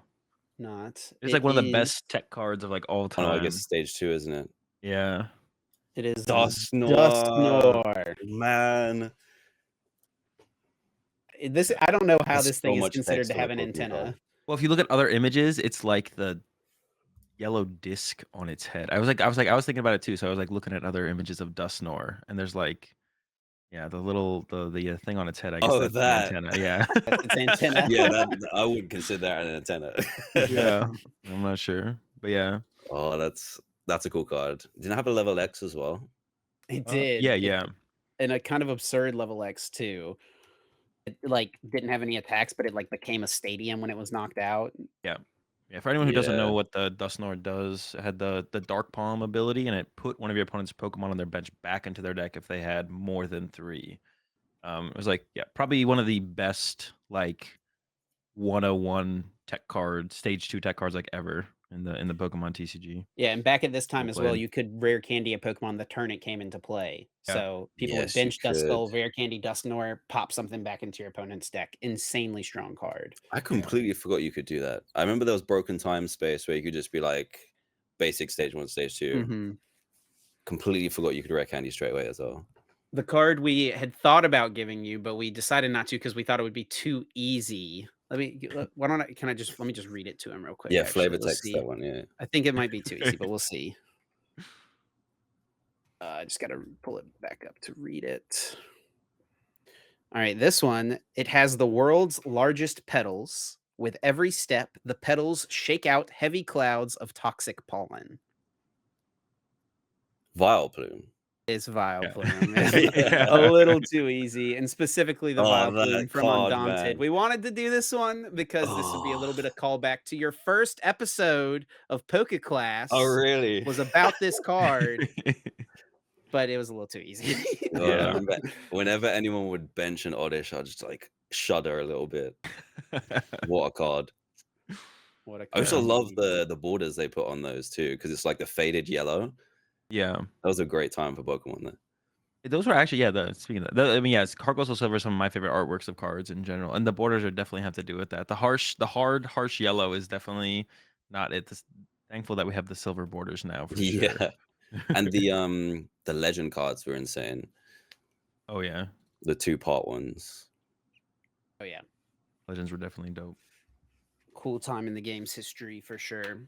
Well, Dan, it has been an absolute blast to have you on, and we really appreciate you kind of giving us a walk through your Pokemon life, but also kind of the upcoming project and your upcoming plans. It's been a great joy to have you, my friend. Thank you so much. Yeah, I really appreciate you inviting me on, giving me the platform to talk about Twin Leaf, but also just cool to be on something that I watch as well. So thank you. Huge, huge, huge thanks to Dan for coming on, for taking some time to chat with me and Azul. It was definitely great to hear about some of the upcoming projects he's got with the Twin Leaf stuff. It was cool to hear about some of his background in the game. Definitely neat to hear that. Someone who started with the Pokemon TCG, but then, obviously went on to like crazy, crazy levels of success with the YouTube space. And yeah, seeing that he's still committed to the game, still loves it. What he said at some point, right? That he's more into it now than he feels like he was back then. So that's pretty cool, Yeah. right? Yeah, no, definitely. It's good talking to him. It's definitely interesting. It always feels like kind of like a little bit surreal that like someone as big as Dan played the Pokemon TCG or plays the Pokemon TCG. I guess I should say still. Yeah. And yeah, I'm really excited for everything Twin Leaf X, especially after having that discussion. I was a little bit more uncertain as to what it was going to be, and how possible everything was going to be. But now I'm definitely after talking to Dan, I'm a little bit more reassured that it's going to happen. It's going to be very Yeah. useful for sure. Yeah, for Excited. sure. I was having some of those same thoughts. So it definitely feels cool to yeah, I'm looking forward to seeing it come out hopefully soon and let it be a tool that plenty of people can utilize to practice and get more games in, whatever it may be. Looking forward to it. Definitely. Yeah, well, Azul, let's move on to Paradox Rift. Our thoughts on the new set, the current meta, and we got a pretty big tournament coming up here soon. So, um, Omni Joe Bernard actually compiled some data from the first week of online events, the championship points that they would have earned for tournaments with 90 plus players. I assume this is like League Cup numbers, I'm right? curious as to like I see Joe put out these numbers. I assume that's what it has to be. It has to be just comparable to the size of the tournament that happened, right? So League Cup numbers make sense. That sounds like maybe it's not as much work as I think it is, but yeah, I mean, just like, yeah, props to Joe for, Dude, Joe wanting to is do that. committed, man. Joe is committed to the numbers. He's committed to the game. He's always one of the first people who I see doing like future format stuff. Like he's always Yeah. super ahead of the game, like as far as uh testing lists and stuff, right? As well. Like he puts in the work to like actually like he tweeted out a few weeks ago, right? Like he's putting in the time. You can tell the people who test their lists, right, before just putting out lists, right? And Joe's definitely someone who's in there grinding games. He's doing the dirty work. Yeah, yeah, definitely, definitely, definitely. Yeah, for sure puts in the work for sure and puts in the effort. And yeah, like I mean, doing something like this, like I would never, you won't catch me ever doing something like this that Joe does, putting together Yeah, like Azul's never looking opened up at an those. Excel sheet. No, I actually haven't. Yeah. So but it's cool to see someone, in the community going out of their way to get it done and put in that effort. So it's pretty cool to see. And it gives us something to work off of initially, right? Which is that Roaring Moon, maybe not it's one of the most popular decks, I think, in the early week or this first week of play. Um, and it also is one of the most successful as well. I think that probably has to do with its a little bit with its popularity, and it's like Most popular by literally, far, by the way. yeah, 293 of tournaments in this format so far. 293 people have chosen to play Roaring Moon. Next closest deck, Chien-Pao Excalibur at 128. yeah. That's It's like massive. That's a huge difference between the first and second place deck. yeah, I feel like a lot of people just like picked it up though. Like everyone was just like, I'm gonna play this deck. Um, that's what it seems like, anyways. Everyone was just like down to pick it up and start playing with it. Yeah. I mean, Um, I think it's like a very approachable deck, right? It's got a pretty yeah, linear game plan. You get a Roaring Moon setup, you attack with it. You KO whatever your opponent has in the active and just go from there. Go second, even get the turn one attack yeah, off. And it's also like Roaring Moon's a cool Pokemon. The deck is pretty pretty cool. straightforward to play. It's definitely fun as well. That's a big factor, like the sequencing aspect to it. And then leading to just a turn one knockout. Like that's pretty cool to be able to do. I think all those things combined. And then also, like you mentioned as well earlier, the free deck that you get when you start the battle pass for this month on TCG Live. So it's just like been what most people have gravitated to first. Now that doesn't necessarily mean it is the strongest, but at least for now, it's being the most played. And then also, as far as these rankings are concerned, from what Joe was able to compile, it has been the most successful. Yeah, yeah, but yeah, I definitely wouldn't overly read into like its success over. I mean, like the next, yeah, I wouldn't overread into its success too much. That's for sure. That's for sure. Because I've already feel like it's died off pretty heavily. Yeah. Um, in terms of results, like it's still up there. It's pushing for the top eights pretty consistently in online tournaments that I look at, but it's not like the seemingly dominant force that it looked like initially, for sure. Um, and I guess like talking about like the second most popular deck or the second most successful deck, Lost Tina. I mean, I think Lost Tina got a lot better with Counter Catcher for sure. I think it Sure. got so many more big plays to be made, so much more consistently. It feels like as well because like to be honest, Boss's Orders s- was never felt like a very good card in Lost Tina. Like it was a card that I considered trying to like cut at one point in Lost Tina. I was like, what if you just played no Boss's Orders? The card sucks in here. And that's what I think probably like sparked the idea to like have the cross switcher builds and stuff that people were trying out, which kind of makes sense because it's like, yeah, boss is so bad and so slow. But when you can combo like the cross switchers with the Roxanne, then you're like making some real plays happen. But now it's just that much easier with counter catcher, right? Play two or three counter catchers. I don't even know if you play boss's orders anymore. I probably wouldn't, to be honest, in Lost Tina, just counter catchers. Um, and then yeah, I could see Lost Tina actually being like a real consistent contender. Actually, this format, it feels like it definitely maybe has finally gotten that upgrade it needs to really push to be a consistent top deck in the format. Where it's feel like it's had its moments in the past, and it's had that's like pushes. Like it was the most popular deck at the beginning of the last format, and then it just Yeah. like went from like 16%, I think, at Pittsburgh to 6% towards the end of the format, right? And it did have its couple top eights throughout the format as well. You had like Conti with the top eight. Bradner got ninth at Pittsburgh, I believe, and there was someone else who got top with the eight with it at that tournament. So like it had its moments, but it never felt like a true consistent contender at all. I think it might be there. Yeah, and I think part of the reason that people are gravitating back towards Tina as well right now is that it is the best way to play the Lost Zone engine at the moment. Like Lost Feels Box is like it, kind of yeah. in a little bit of a funk right now. Iron Hands is pretty dang good against like the turbo Lost Box builds that we were seeing, or even just the less turbo, but just like the consistent straight Lost Box builds, like what Jack Carter played and got second with in Peoria. Um, Hands is just too much really for that deck to deal with, honestly. You just jump ahead in the prize trade right away, and then you stay ahead in it. So I think that a part of this as well is that Tina is now the best way to utilize the Lost Zone engine because you can withstand the Iron Hands a little bit, right? Yeah, you can kind of clap back against it or whatever you want to call it. And then like Lost Tina has always felt like to me that it's had like a good Chi and Pow matchup, and that's like the number one deck that has like had the hands in it. It feels like that's like the number one way to go with the hands. So there's that as well. And yeah, you can do like weird plays now where you like you can like counter catcher up their back Excalibur and then like Sable Eye the B barrel while you rock sand them and like do powerful plays like that now, which is really, really cool. And it definitely feels like, yeah, the rest of the Lost Box decks like feel like they've been struggling against the hands, but like Sable's art actually has been like making waves recently, which I didn't really notice at all because I haven't been paying that much attention to the online tournaments. So I'd see like the Roaring Moon sticking out and Lost Tino is getting more popular. But apparently Sable's art is like the way to play Lost Zone right now if you're not playing Lost Tina. Yeah, I don't know how. Noob980 won a pretty decent sized tournament with a Sablezard deck. I Um, don't get like I mean, Iron Hands really isn't that popular, to be honest. Like, it's in the Chi and Pow deck, which I think actually might be the best deck in the format. I'm like not committed to that opinion yet, but like, it's felt the best out of everything I played. And it feels like the deck got more consistent with the release of Iron Hands because I've been cutting the canceling cologne and the cross switchers, like cut all that. Or having the Iron Hands alongside the other options you already currently have feels like more than enough to close out games and have enough options throughout a game. So yeah, I mean, maybe. I mean, yeah, and then besides that, Iron Hands is like in Maridon, but that's it. There's like two Lawson decks and a or little bit in two Lugia, decks. right? Yeah, a little bit in Lugia as well, I guess for sure. But yeah, the Sablezard is like, yeah, it feels like to me definitely kind of coming out of nowhere. I did not expect Sablezard to all of a sudden be the go-to Lawson deck, especially a build like this with like 4 Mirage Gate with no Greninja.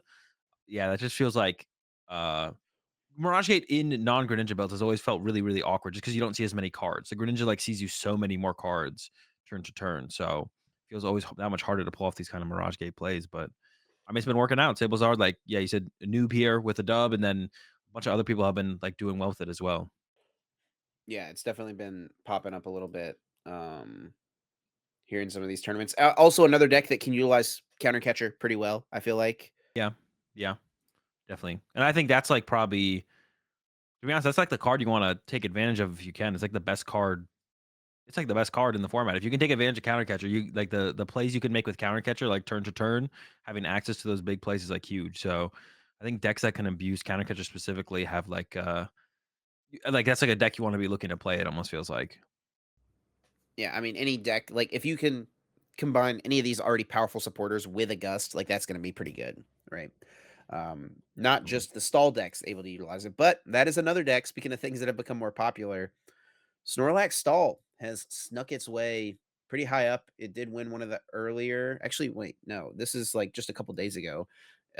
Bryson Hunt won an online tournament. 0 energy cards, 8 Pokemon, and 52 trainers. These are borderline Waylord numbers here, Azul. We're getting close to it. It's just Um, literally one Pokemon away, I think, from it being. I think Waylord was a 753 split, right? So I don't. Was it that? So was it yeah, because it's 3 753? Suicune in the Waylord, the 4 Waylords, right? Yeah, I guess and they played zero energy, right? I don't even remember, but yeah, that makes sense. Yeah, Like if bro, I think Waylord's about attack it. costs 5 energy cards. Well, I don't know if there was like I forget if there was like some weird energy because I know at some point they added like Shaman and double turbos or whatever, Sure. but Yeah. or not double turbos, double colorless energy. So at some point they were getting weird for sure, but I didn't know. Yeah, I don't remember like the nationals list specifically, but yeah, it was yeah, we are getting to where those whale lord those whale lord numbers. I wonder if there's any other deck that like ever had it. I'm trying to think if there's like any other deck that was like less Pokemon, more trainers than that. But I can't think of Good old Mulligan Mewtwo, Quad. buddy. But that had energy cards. There was Durant, but Durant played a decent amount of energy as well, like 6 energy. Um, yeah. Yeah, I mean, Sonic Stall is really good. It has counter catcher now. That's like a huge deal for the deck. It allows you to play a lot more aggressively and like pull off bigger combos more consistently. Like the deck is definitely a real threat right now. And it beats a lot of things like just kind of outright like decks, and it's really hard to tech for it for a lot of decks as well. Like a lot of the decks that like the Snorlax control deck just beats can't really be teched for. So to be honest, I'm pretty scared of what Sanders going to cook up for LAIC. I'm not sure if he's going for sure, but if he is going, I'm kind of scared of what he has cooked up because yeah, counter catcher. I mean, not just with the Snorlax control deck, but there's a lot of different things you could do with counter catcher as well for control type stuff. So Yeah. yeah, I mean, Just control's counter like catcher in a in pretty good general spot. being a card in the format. Yeah, counter catcher. Yeah, because we were just hyping it up in general. I mean, yeah, but yeah, for control specifically, it definitely brings a lot to the control that control has definitely been lacking, which is like consistency. I feel like in executing its game plans, it's like you have these ideas of these game plans that can work in control up to this point, but it's like doing them consistently is so much harder. But having just one card that is a gust card makes everything else flow so much cleaner and so I much think one of better. the main problems I have with the Snorlax stall deck right now is I just don't know if it has a I don't know if you can beat Roaring Moon.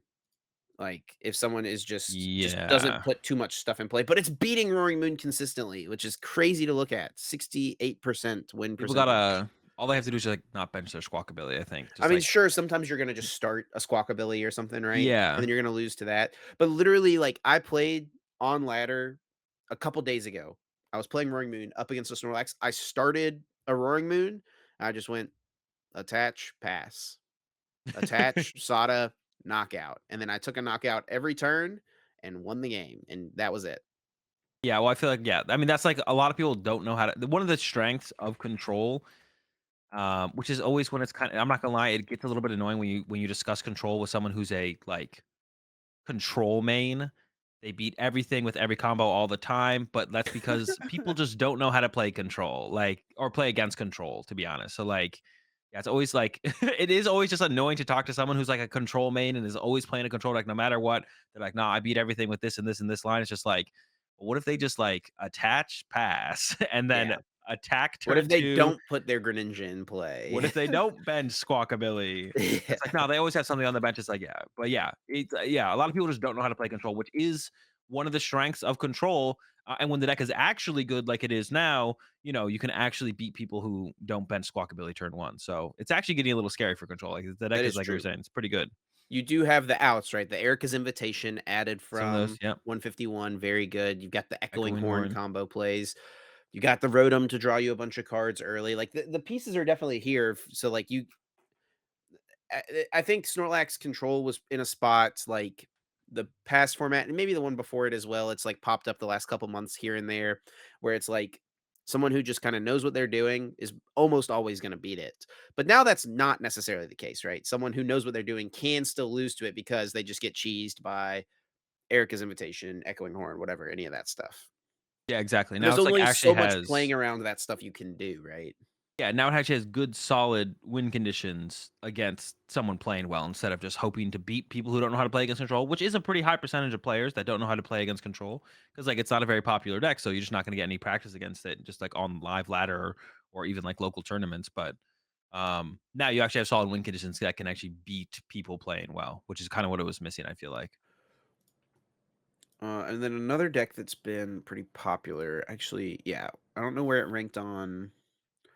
Well, it's kind of interesting because it's like broken up here on Joe's list, and that's Charizard, right? So we've got Arvinzard still, 146 championship points earned in this little test Joe did. And then we've got the Evozard with the new technical machine evolution at 132.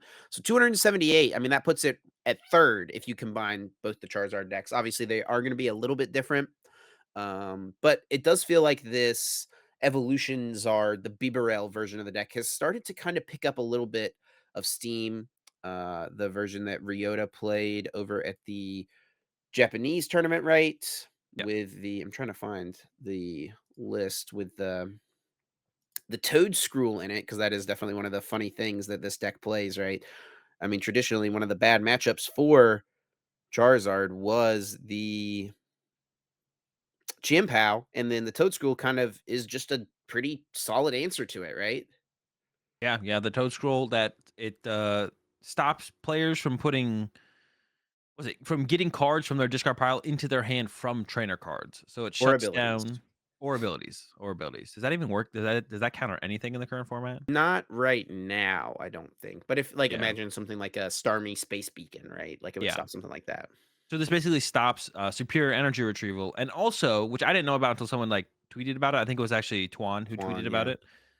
it. It also stops Pokestop because Pokestop puts the cards in the discard pile, and then you can get any item cards that go to the discard pile and then put them in your hand.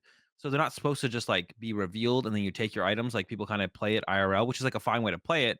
But yeah, Toad Scroll actually stops Pokestop. So the thing that kind of like Sometimes. gives sometimes, yeah, because on It stops PTCG Live, Poketop. No, no, no. It stops oh, if it's Pokestop if it is your your opponent's opponent's Pokestop. Pokestop. If Yeah. you had a Pokestop in play and a Toad Scroll, they could still use the Pokestop. Yeah, yeah. But I don't know The why you'd wording be playing minutia here Pokestop is with like Toad Scroll. super down to the detail. Yeah, yeah. So if it's your opponent's Pokestop and they get some items and you have Toad Scroll in play, they don't get the items. Everything just goes to the discard pile. So if you just want to discard 3 cards off the top of your deck, hit the stop. Sometimes you Um, might want to though. you need some energy in the discard pile to use your. Oh, you can't use superior energy retrieval because Toad Scroll stops superior energy retrieval, which is the big one. It stops. I feel like I feel like stopping Pokestop with Toad Scroll against Chien-Pao is kind of like beating a dead horse. It's like bro, you already win. Chill out. Like so yeah, the tech card to give yourself. I mean, effectively, I think it might just give you an auto win. To be honest, like them having to go out of their way to chase the Toad Scroll if they even can, if they play the Most cross lists do switchers. have a couple super rod, but Um, that's just like not enough yeah, energy recovery. yeah, it's not enough to get through multiple Charizards. But yeah, I don't think there really is a this Charizard deck is literally just Pidgeot Charizard. Like they're both Arvanzard. One is just better. And from what I played, to be honest, I feel like the B-Barrel build is better. You don't have to worry about Path to the Peak anymore. Hand disruption isn't as big of a factor either, like early judges, or even early Ionos if you're trying to set up a hand for your following turn. You just get everything out a lot more aggressively and cleaner. It's a lot lower maintenance than something like the Pidgeysard. So yeah, I've been a big fan of this build of Arvanzard. I think it's probably superior to the Pidgey build, having played it a lot. And the biggest thing is just counter catcher, actually, to be honest, because one of the things you want to do with the Arvanzard, the Pidgey build, was you just wanted to be able to gust aggressively, turn after turn. In the early game, to be able to take knockouts and not just hit into your opponent's active that you probably wouldn't be able to KO with your Charizard.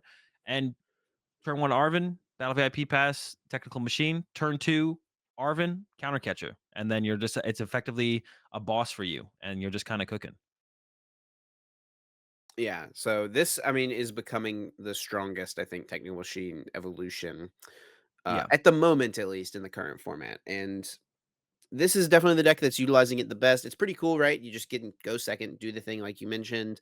A 4-3-3 Charizard line. When's the last time you remember seeing a stage 2 deck that played that thick of an evolution line, right? There's only 2 rare candies in this deck. I mean, it's got like even when GXs were a thing, right? Like Gardevoir GX and stuff. We were playing like 4-1-3, right? Like we weren't, or sometimes not even playing Curly at all. Vika Bulu was playing 4-0-3, right? When's the last time you remember seeing this many basic stage 1, stage 2 from the same evolution line in a deck? It's got to have been a while. Yeah, definitely been quite a while. Yeah, it's all thanks to the technical machine evolution. That's kind of one cool thing about this build as well. It's like you want that turn one TM. But if you whiff it, you still have a couple of rare candies in there. You can still get a turn two Zard with a candy, and you're still kind of it's a little bit less clean of a setup, but depending on how you draw, you can still get things cooking without even getting off the turn one TM. It's just kind of ideal to pull it off like turn one going second, something like that. I guess Um Gardevoir would count for what I was just saying, so maybe I should. But Gardevoir may be a little True. different because you've got Gardevoir feels different. It's Curly. a refinement. Like, yeah, Yeah, it's like cheating. Like the deck feels like it's got yeah. yeah, that's not really fair to be honest. Cause like your stage one does so much. It's like it's literally a draw engine in other decks. Like yeah, Gardevoir, it's cheating to count Gardevoir as one of those. Radiant Greninja, or not Radiant Greninja, Greninja Break, I guess would be it, right? Yeah, yeah, But yeah, this Afternoons one's are been great. cool. One of the things as well is like not putting a Pidgeot in play makes it harder for your opponent to find those last two prizes sometimes. Like getting through a Charizard with 330 is a lot harder than getting through a Pidgeot with 280, especially with Pidgeot being weak to lightning as well. You know, that was a big thing for the Lost Boxes or the Yeah. Miraidons and stuff out there. They were able to get through the Pidgeot for their last two, but it's a lot harder to get through this Zard. Yeah, definitely. It's like another thing that kind of you kind of have to put them on. There's no like there is like more one prizers that are going to be in play. Like one of the things that are the Pidgeot build could do is you could play down to like a really small bench, just have like two Zards and a Pidgeot in play, have nothing with low HP. But that was mostly against Lost Box decks that was relevant. And now you got the Jirachi in there for the Lost Box matchup to stop Sableye from getting free prize cards, right? So you still kind of have that protecting you. So you can really easily set up a board state with a lot of big things to take that they have to deal with, and it's like kind of inconvenient for them to go chase one prizers turn after turn, and they might just not be able to, depending on how many gust effects they actually have remaining. So yeah, the Charizard deck honestly feels like really really good. I think it's a little bit underrated right now, like it was before. But one of the reasons for that, it's just it is kind of a boring deck to play. It's like not super fun to play, right? So I think that might be one of the reasons that we just don't see as many people playing it right now because it's just yeah, it's just a little bit boring. Like it's It's not also I don't, not I the don't new thing, right? yeah, it's nothing super. It's a new way to play Charizard, but it's not like a new deck for sure. It's not as cool as Roaring Moon or Iron Valiant or the next deck we can talk about, Golden Go. It's been the fifth most popular deck online. In Joe's ratings, it was quite a bit lower, which Yeah. maybe isn't that surprising. Azul, I actually saw you were messing around with Golden Go on your stream today. hmm What do you think of this guy? Um, I think it is okay. That's my take on it. Like it's okay. Yeah, I've not been like super impressed by it. I did finally put in some more time into it today on the stream, because I really hadn't put too much time into it up to this point. Um, but yeah, it still just kind of feels okay. Like it does not feel like it's. I don't think it'll end up being like a meta deck. I guess is the way I should put it. Like I don't think it'll be a constant meta deck in the format for Yeah, we'll sure. probably see like a few pop up in Brazil still, right? Because it's like Yeah, new, undefined meta and stuff. But like as this format goes on, we'll probably see less and less of it. yeah. I think it'll just like yeah, it'll slowly kind of maybe it'll make a comeback like eventually though as well. Like all you need is like maybe one other card that works really well with it to kind of push it Yeah, sure. over the edge. So maybe it is just missing that one card. Like I said, it feels solid, but it feels like its power level overall is definitely excuse me. Um Yeah, it's just missing something. It's not quite there, I don't think. I don't think it's quite there. It's close. What is the I played against someone on the ladder playing Golden Go. Yeah, they were playing this card, which was actually pretty solid for them. I like took a knockout on a little thing turn one, and then turn two, they just played two of this thing and just got six energy into their hand, right? You can only use it's letter of encouragement.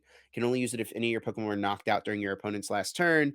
Search your deck for up to three basic energy, reveal them, and put them into your hand. So a bit different from the Earthen Vessel, which most people are playing. Obviously, like the differences between two and three, like it might not seem like that much, but you're talking about the difference between 100 and 150 damage effectively. That's like a way you should probably be thinking about it. And that's a pretty big difference, right? This is a Yeah. card I feel like I could see being included in some of these decks a little bit. Yeah, I think it's okay. I like I don't know, vessels are just so important. So if you don't like play the if you do play Arvin, yeah, so this list we're looking at right here has Arvin. It doesn't have the letters, but if you have Arvin and you have a way to find the letters, then I'm like, okay, I can see it being okay then at that point, to be honest. I can see it being all right. But Yeah. yeah, I'm not blown away by a letter. Vessel, like being aggressive on your first turn, like opening a vessel in your opening hand to get the terminal attachment, to get the first turn Greninja use. It Yeah, just they feels were so much playing more both Vessel important. and Letter, don't worry. It Yeah. wasn't like it was like one or the other, but it was just like, What is oh, it? they had so much access to their deck. They have four vessel and letters. I think it was just like two of the letters and four vessels still. Okay. Yeah. Just a couple of them. But yeah, I mean, also like it's just something random I played against on the ladder. Just thought it was like it was a card like I hadn't like I remember reading this card when it came out and was like, maybe at some point, right? And it was like, oh, someone's already making use of it, right? Yeah. Yeah. So, um, yeah, it could be like a cool inclusion, but Yeah, not blown away by Golden Go at all yet so far. It's been pretty mid, but there's still more ways to like try it out as well. One card that I have picked up on it in though, to be honest, like was Colress. I can't believe people aren't playing Colress in there. Like people are doing like Averys and Workers and stuff, which is like Workers cool for bumping stadiums, and I guess like with the Pokestop specifically, you can go like stop Workers stop, which is kind of cool.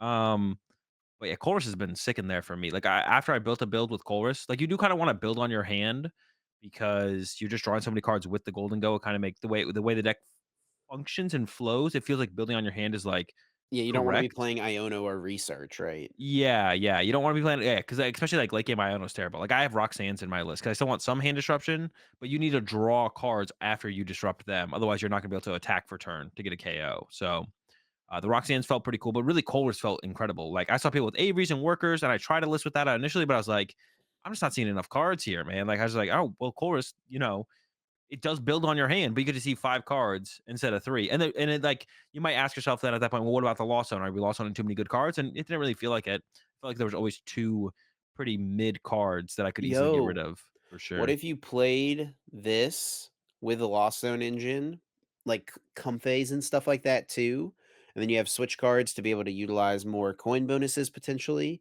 and then if you get to 10, you can either Sable Eye, so you have that option because you can play Basic Psychic, or you can Fantina, bro. Make your Golden Go a tanky boy that's not going down. Um, I'm ready for Azul to just shut this down I right don't away. think so. Let me Yeah, I don't know about dream, that. man, let me dream. Yeah, we're gonna have to shut down that dream. Um, yeah, I don't think that's working. I think it's a little bit too much. A little bit too much cooking right there for sure. Well, maybe we'll shelve it for now, but don't worry. Fantina Golden Go, someone's gonna make it work. We'll see. We'll keep it on the shelf. It'll be best on the it stays best on the Let it shelf for get sure. dusty over the Yeah. years. Never pull it off. Never read that book. All Nope. right. Well, a deck that you're talking about mid earlier, and something we called mid a time or two in the last format, still present in this one, and definitely got a bit of a buff here. Is the Miraidon. So obviously, JW just won the last tournament with it. Miraidon has remained one of the most popular decks as well. And it is a deck as well that can utilize the new Iron Hands EX. What do you think about Miraidon currently in the format? I think Miraidon as a deck got better because it got a new tool that you play in Iron Hands, but its standing in the metagame, I feel like maybe got worse just because like Iron or Roaring Moon almost feels like it's just a better Miraidon. The only real benefit of playing Miraidon to me feels like Paths of the Peak. Like that's like the only like if it's like there's enough decks in the format that get hurt by Paths of the Peak, Miraidon is one of the best decks that Or, can utilize Path. or Iron Hands, right? I don't Like, think playing Iron Hands is really a reason to play a deck. Iron Hands just exists in the meta, and the meta's already like being um the meta's already like being sculpted around the fact that Iron Hands exists. Like we sure. see like a Well, lack of and Lost Box deck. Like yeah, speaking of that, right? Two of Miraidon's harder matchups in the Lost Box and the Gardevoir have significantly decreased in play because of Iron Hands. yeah, and the matchup has gotten better for Miraidon because of Iron Hands, right? Yeah, yeah. Um, but yeah, So it really, feels like, like its only straight up bad matchup feels like it's probably still just Charizard, right? And you can win yeah, with balance Path. stuff. Um, but Like like you my said, hands is Roaring good Moon might against just it, be a but better version, right? Like if it's just two prize beat stick going up against two prize beat stick, I'm probably gonna pick the one that doesn't have to rely on generator versus the one that can get Dark Patch and Sada, right? yeah, I think that is probably fair. Also like better chances of one hit KO the actor pretty much no matter what it is with Roaring Moon. And I don't know if we're fully entering a choose to go second meta game, but going second has definitely gotten a lot better for quite a few decks for sure. Roaring Moon, I think, is one of the big ones. And it almost like prompts people to want to go second because if you go first against Roaring Moon, they're going to get the turn one knockout. But if you go second, they're still going to get the first knockout because they'll get it on their second turn. But now you get to play a supporter to set yourself up better to handle their first KO, right? And you can also Um, force something to the you have higher chances to force like a one prize Pokemon yeah, to the active spot, right? So they don't just jump ahead with a two prize KO right away.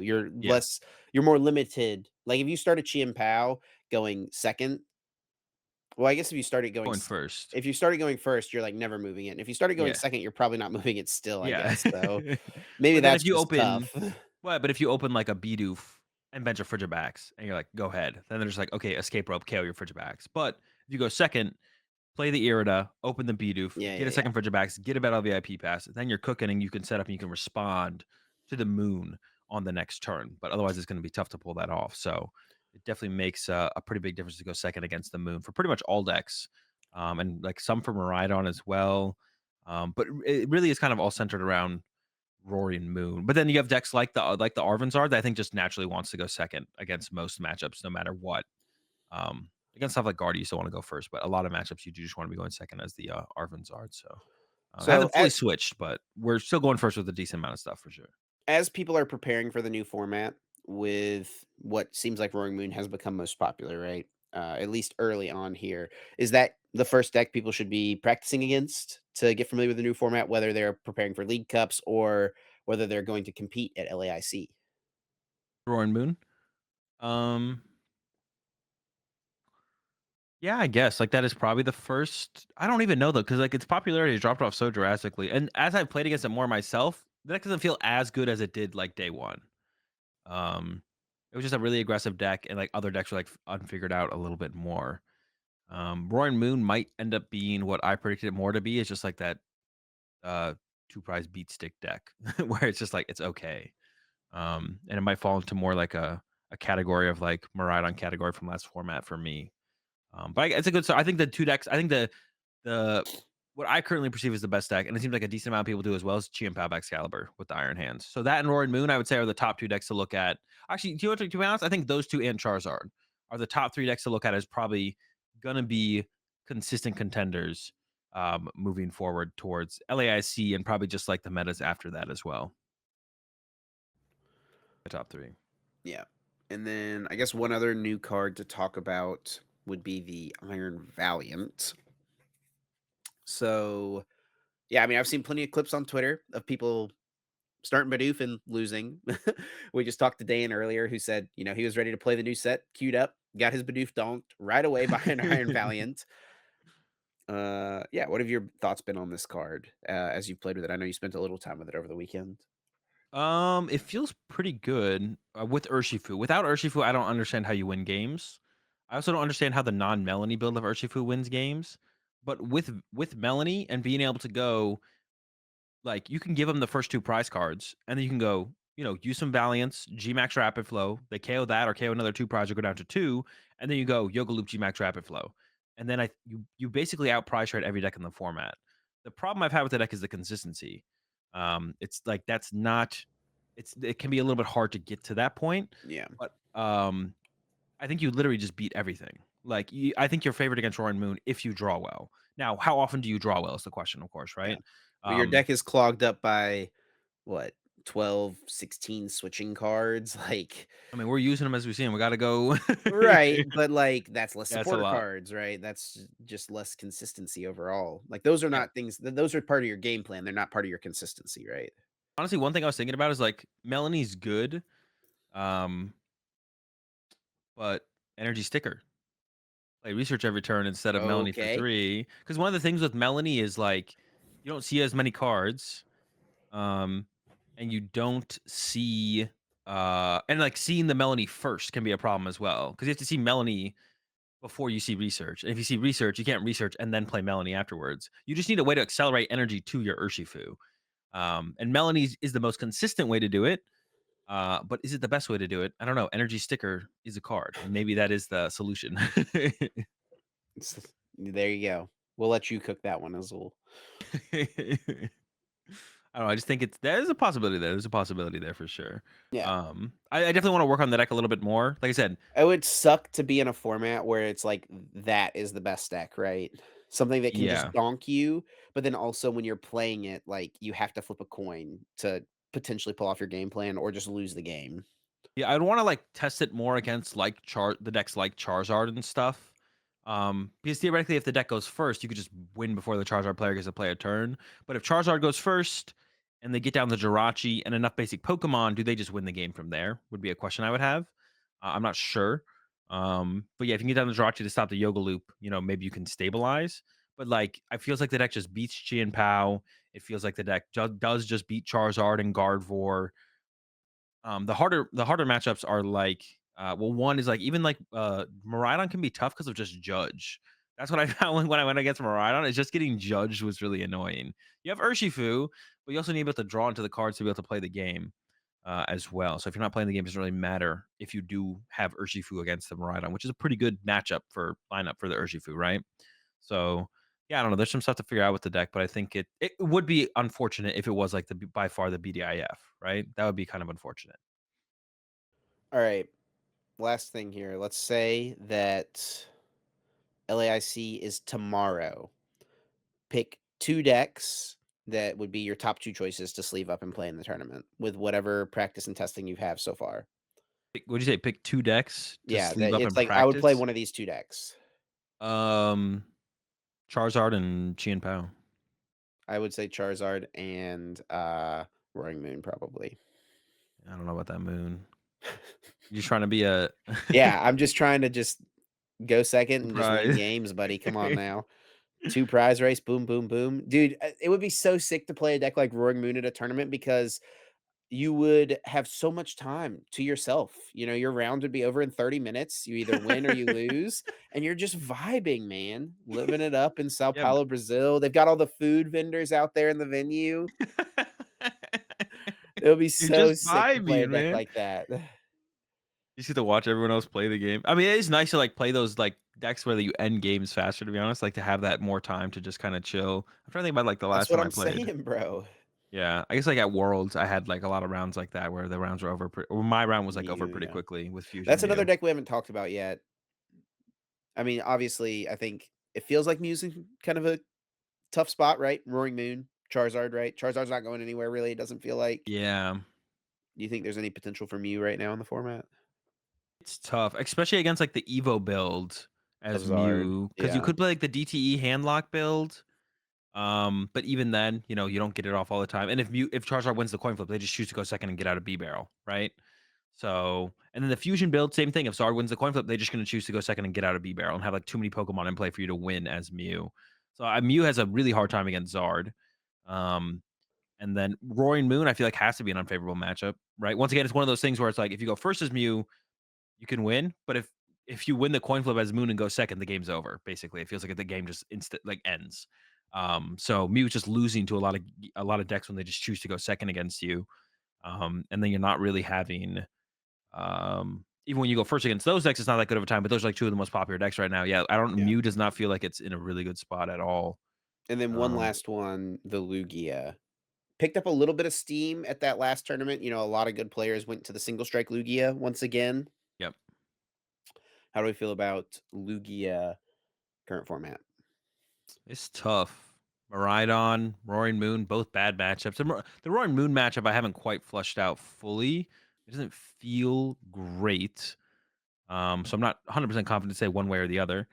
But Now's um the time, buddy. We're busting him out. the Miraidon matchup definitely feels, but the amount of times we've been like, all right, Lugia feels really good going to this tournament. Are we playing Lugia? It was like a lot. Yeah, the amount of times we've like talked about playing Lugia going into a tournament has been very, very high. Never actually done it. Wait, no, we Yeah, did you it did once it for Vancouver. once. Well, that wasn't actually one of those events though. We didn't want to play Lugia. It was just like we wanted a break from Lost Box. Well, they wanted a break from Lost Box. I was down to run it back with Lost Box again, but everyone else wanted a break, so not much I could do about that one. But yeah, it feels tough for it right now. The main thing is like the Roaring Moon and Mariah. The combination of both of those decks seemingly being bad matchups is just it's tough, man. It's tough. Zard's also still not going anywhere, right? Yeah, Zard is also not gone anywhere. With the new like vessel build, you can include the Shaman V, and you can get like you Yep, can play basic energy plus luminous energy, yep, yep. and then you can like knock out a Zard. So that matchup actually might not be that bad to be That's honest. If fair. you include the Shaman, your Zard matchup actually maybe is turned around with the vessels. It really is the other matchups that have become pretty tough, and I would even say probably your Chi and Pow matchup got harder as well because they have hands now, so they can more aggressively play like a two prize trade game when they go first. Um, They have a little bit more options, whereas before I felt like that matchup was Lugia favored because Lugia had options and Chien Pao was just like, I hope I can KO 3-2 prizers in a row, or you're gonna find some way to get ahead. But now the Chien Pao player has a couple more options to get ahead, and can play around more board states. A little bit with the just by a little bit with the Iron Hands. But yeah, it's tough for Lugia. It's tough for Lugia for sure. Well, those are just some of our early thoughts here on Paradox Rift. We'll flesh it out a little bit more next week. I guess next week's episode we'll actually be recording it from Brazil, right? Is that our game plan? That's what we're doing. So We're gonna try. We're trying not to miss an episode, so that's the plan. that's the plan currently. So next week we'll be in the thick of it with testing at that point as well. Yeah. So we'll see if that happens. Hopefully that's the plan at least. So yeah, we'll talk to you guys next week. Thanks so much for listening and for the support as always. Huge shout out and thank you once again to Dan TDM, absolute legend, coming through for us and chatting with us. Really do appreciate him taking his time to come on. And if you're someone who's made it to this point who is a fan of Dan but don't know really that much about the competitive Pokemon TCG, Azul and I are here every single week with the podcast. Azul makes a ton of content on his YouTube channel. He streams and stuff like that. If you're interested in learning more about the Pokemon TCG, this podcast and then also Azul's channels and stuff are a great place to do that. It's a fun game. We both love it. You could hear how Dan loves it, right? And Yeah. it's definitely something worth getting involved in. Yeah, huge shout out to Dan for coming on. It's really cool to see how enthusiastic he was about the game in general for sure. Appreciate the support as always, and we'll catch y'all next Wednesday. We mentioned it beginning of the episode last week. I'll mention it right again now if you haven't caught up and know for sure. But episodes are gonna be coming out Wednesdays, Yeah. 7 a.m. Eastern. We're gonna be in Brazil. We'll try to figure it out. We're gonna try and make it happen. Will it be 7 a.m. Eastern on Wednesday? We're gonna try. Catch y'all next week.